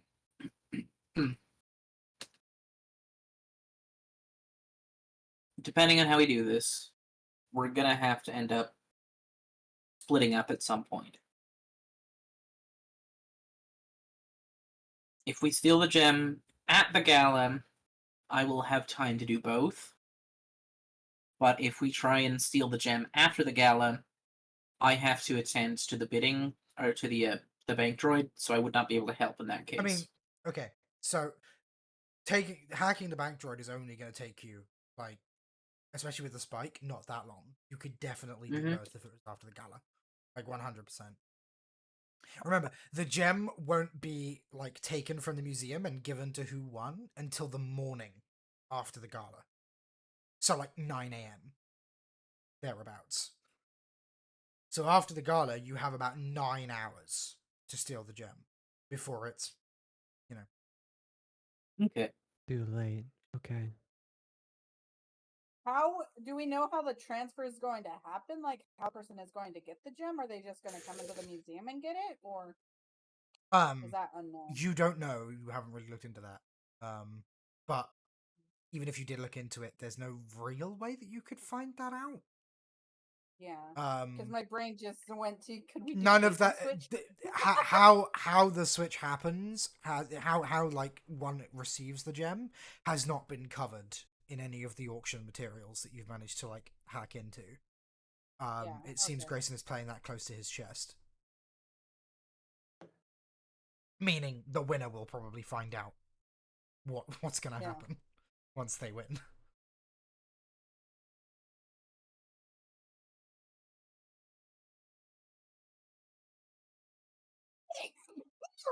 Bless you. Bless you. Sorry. You're fine. You're fine. So more than likely, it seems to me that our best bet will be to get the gem after. But we should definitely see at the auction if there's any way we can swing it to get the gem during the auction. I guess, do we know how the security is after, like when the museum's closed? You haven't really looked into that, but you've got a couple of days to if you want. Okay. All right. We can always look into that. Because we can always see if security is a little less. I mean, I imagine there will be a bit of security, but not as much as the gala. Because the gala, they're probably going to have security everywhere because there's a bunch of high stakes people here, kind of a thing. But after the people who are high stakes are likely to bring their own bodyguards, right? So like the security will be like slightly harder, if nothing else, because there'll be professionals there. You know, Caltho's gonna have his retinue, like as much as his retinue as he can take. Vos Tabareth is a mob boss and a renowned one at that. He's definitely gonna have muscle with him, right? Yeah. Mil Makir is like an intergalactic. Well, no, he's like a galactic businessman with like who owns companies and has a lot of interest. The likelihood is he's gonna have at least one person with him who's gonna be a professional of some kind, right? Flowers, Mimi Ma. Thank you very much for the follow. The gemstone case, my precious gemstone. I shall look after you always. Thanks for the follow, Mimi. Au revoir. Au revoir, indeed. Wow. All the above. Mimi is precious. In some cases, you do not want to anger the Mimi. Trust me. He warned my stream is definitely 18 plus, so oh yeah, hi, Mimi. It is not as wholesome as Lily's stream is. Mine is filled with much more dirty jokes than. We're practically tame tonight, and we've still said sussy shit. So we always say sussy shit. It's kind of our prerogative, you know. Also, I do want to ask real quick, since you guys want to see something cute? Always. Always. Aww. That's some of my art pieces for the panel. Aww. That's so cute. That's for the The collective eyeing. All right. Anyway, sorry. Like I said, so it sounds like the primary plan is steal it after the gala, but the secondary plan is if we can suss out an opportunity mid gala to take it, you probably should. Yeah. Yeah. Yeah. I will say as well, stealing it mid gala might carry the risk of ending the auction early as well if you don't do it silently. Mm-hmm. Right. Yeah. That's why the thing is, if we see an opportunity. All right. I think during the gala, we should try and. Mm-hmm. In that case, what approach? What approach do you think you're going to go for after the gala if you have to steal it? I think during the gala, we should see about setting things discreetly that we might need. Like, again, if we manage to get Liv with a smuggling compartment, we can try and discreetly place detonator charges behind things to get through the walls. The only thing I can think of there is they may do after gala sweeps and check for things like that. That might be something I have to look into, see if that's something that they might do. Because I'm certain they will do bomb checks before the gala. I'm not so sure they'll do them after. I guess going with the bait and switch idea, is there a way we could like put in a fake gem? Question mark? Are you talking about making us Indiana Jones this thing? I don't have any sand. If you have a fake one made that looks close enough to the original, you could definitely probably do that if you. Bruh. But that would mean you'd have to track down someone that could make a fake. Which is more than possible, like completely possible. Like there's bound to be someone on Cloud City that can do that. That could also raise suspicion. Yeah, it's gonna raise a lot of suspicion. Unless we could potentially get a hold of what's his name and use his assets. He could probably find someone or know someone. You in the hut? Or in town? Or both the hut or the other guy? Yeah, I wasn't sure who you were meaning. The first guy, okay? I don't remember names. Aren, sweetie. You should notice by now I say the hut. I don't say the hut's name because I don't remember his name. Poor Cal, though. I got puppy brain. I don't remember. I'm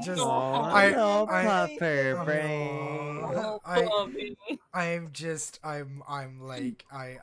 imagining now, like like if the Stormhawks had survived and they approach you at the party and they're just like, yeah, that was a really good race, and you're just and Nez is just like, who are you? Like that was a really good race. And then Liv just kind of slowly turns around and is like, "Was it? Was it really?" Stormhawks walk up to Nez. It's like, great race, and she's like, I've never met this man before in my life. Dogs recognized by sight and smell, not by names. Okay. Hey yo, you gonna smell us? Good to know. You Is that what you do in the middle of the night? Just go and sniff us, make sure you know our scent. Just sniff. You were never close enough for me to get a shot, therefore I do not know you. Oh my god. That was a race? I thought we were just going for a pleasant drive, seeing as there was no one else around us. Liv just casually being, what's the word? just casually just It's fucking. degrading It's. Have you guys ever seen the film Rat Race? Uh-huh. It's the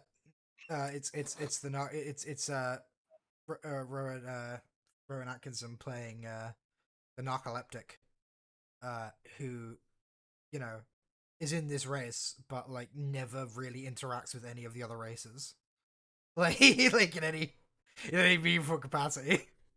Like, that is a deeply terrible film, but a guilty pleasure of mine. Oh yeah, very dated, very much a product of its time. The song gets stuck in my head a lot. You know the thing that gets stuck in my head from Rat Race? What? It's a race. It's a race. Which is all he says the entire movie.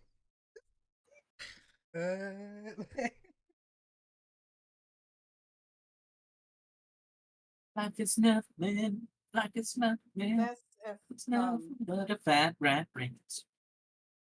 So back to back to answering Ash's question. If we did do it after the gala, there was the option of the disposal, using the disposal to get in and out, using the maintenance hatches, but that would probably, we would have to have Besh with us in order to do lock picking for that one. And then I don't know if it's an option, but potentially causing an explosive in the restaurant next door? Question mark. We would want to have it go in. We would want it to have to go inside out, because otherwise it might kill people in the restaurant. Yeah. So like I like the two loud options effectively at your disposal right now are walking through the front door or blowing through from the restaurant into the gem room. Of the two loud options, that last one is probably the most discreet of the two loud in terms of minimizing the amount of people that see or interact with you during. What about behind? Is it just an alleyway behind the museum? Behind the museum is is just all like inner workings. Like there's no meaningful way behind the museum. Like there is also above and below.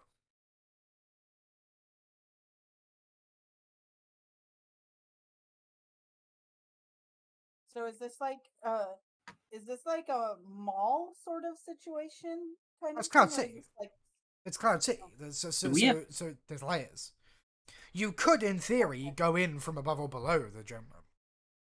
Do we have any idea what is below the museum?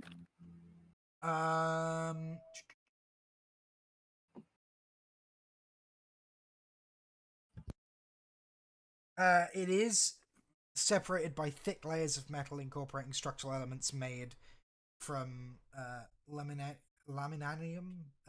girders. You can.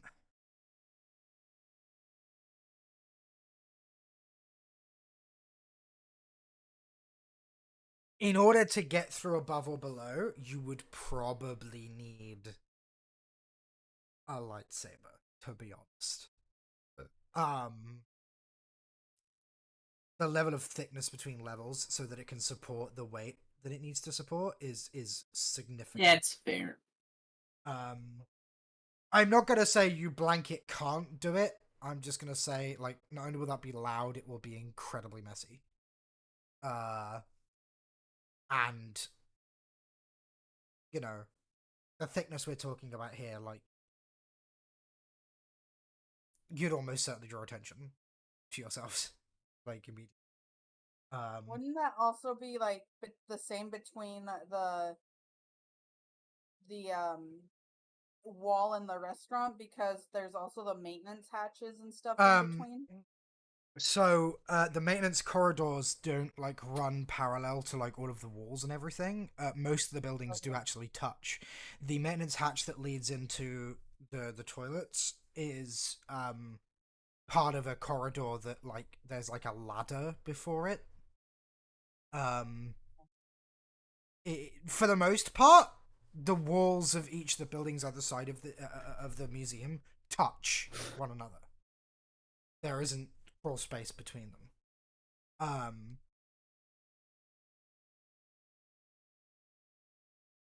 It's Cloud City. Things are packed in as tight as they can be, really. Maintenance corridors are only there when they're absolutely needed to be, right?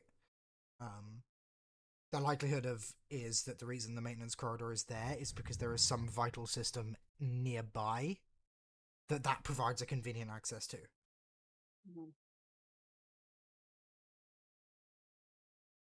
Jesus, it's gonna be 101 degrees tomorrow. I hate Texas. That's what you get for fighting Obi-Wan and Mustafar. I'm not. Again, I hate sand, yes, but that's for sensory reasons. It's coarse and rough and irritating. It gets in between my toes and... I actually don't mind that. Personally, I don't mind that. I'll get in between your toes. I do. It's gross. I very much cannot stand it. I don't like going to sand without shoes. Yeah. Toe shoes. It's only wet sand that I have a problem with doing that. If it's wet, I no. Dry sand I'm okay with. I honestly don't have a problem with sand at all. I don't mind wet sand, actually, because it just washes away. Because generally, if I'm in wet sand, I'm in the ocean itself, and I can just kind of wiggle my foot and it's gone. I don't like regular sand because it sticks to me and it's gritty and nasty.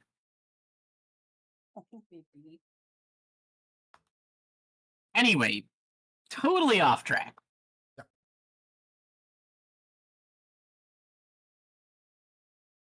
We should. Before we end, I'm just gonna just say you should probably have an approach thought out, like which one you want to do, basically. Yeah. Decide which approach you want to do for if you have to get it after the gala, and then we can end.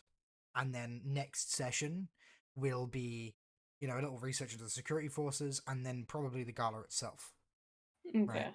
I think, my personal opinion on the best after gala plan is go top down. Because, as Ash said, the security guards up at top are more as a, safety precaution than a security precaution. Mm-hmm. So if, the winners of the Cloud City Grand Prix walked up to them and were like, hey, you wanna get a selfie together? They're probably not gonna pay too much attention to one or two people sneaking past them and hooking grappling hooks onto the wall and sliding down. Once you're in the disposal chute, the guards probably won't notice you. Yeah. It's literally just sneaking past them. That's the only thing we have to worry about. And everybody knows Liv and Best right now.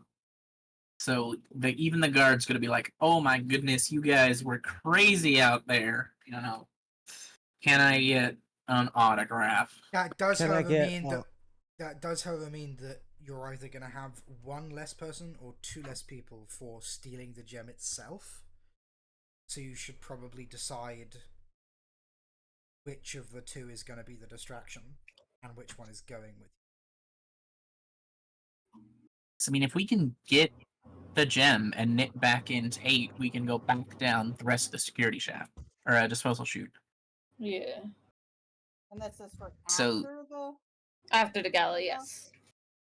And is the museum a 24/7 museum, Ash, or does it close after? No, it closes. It's open late because of the gala. Like, it normally closes much before 12. But it's open late because of the gala. Because the idea is if this is after the gala, or are you talking about like going a floor above and then using the disposal chute from above? Probably to get in, going in from above. But once we got the gem. Anybody who goes in will have to have 2 sets of climbing gear. Okay. One to go from the top down into the museum, and then one to go from the museum down to a level where you can sneak away. Like the industrial level or something like that. Yeah. But again, they're like 50 apiece. What? That's not a big 50 task. apiece. No. What is above the museum, Ash? The tourist district.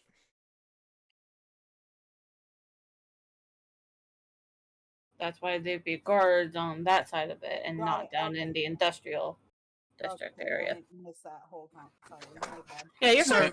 So, you can go into the disposal chute, at least the museum, either in Port Town or in the tourist district.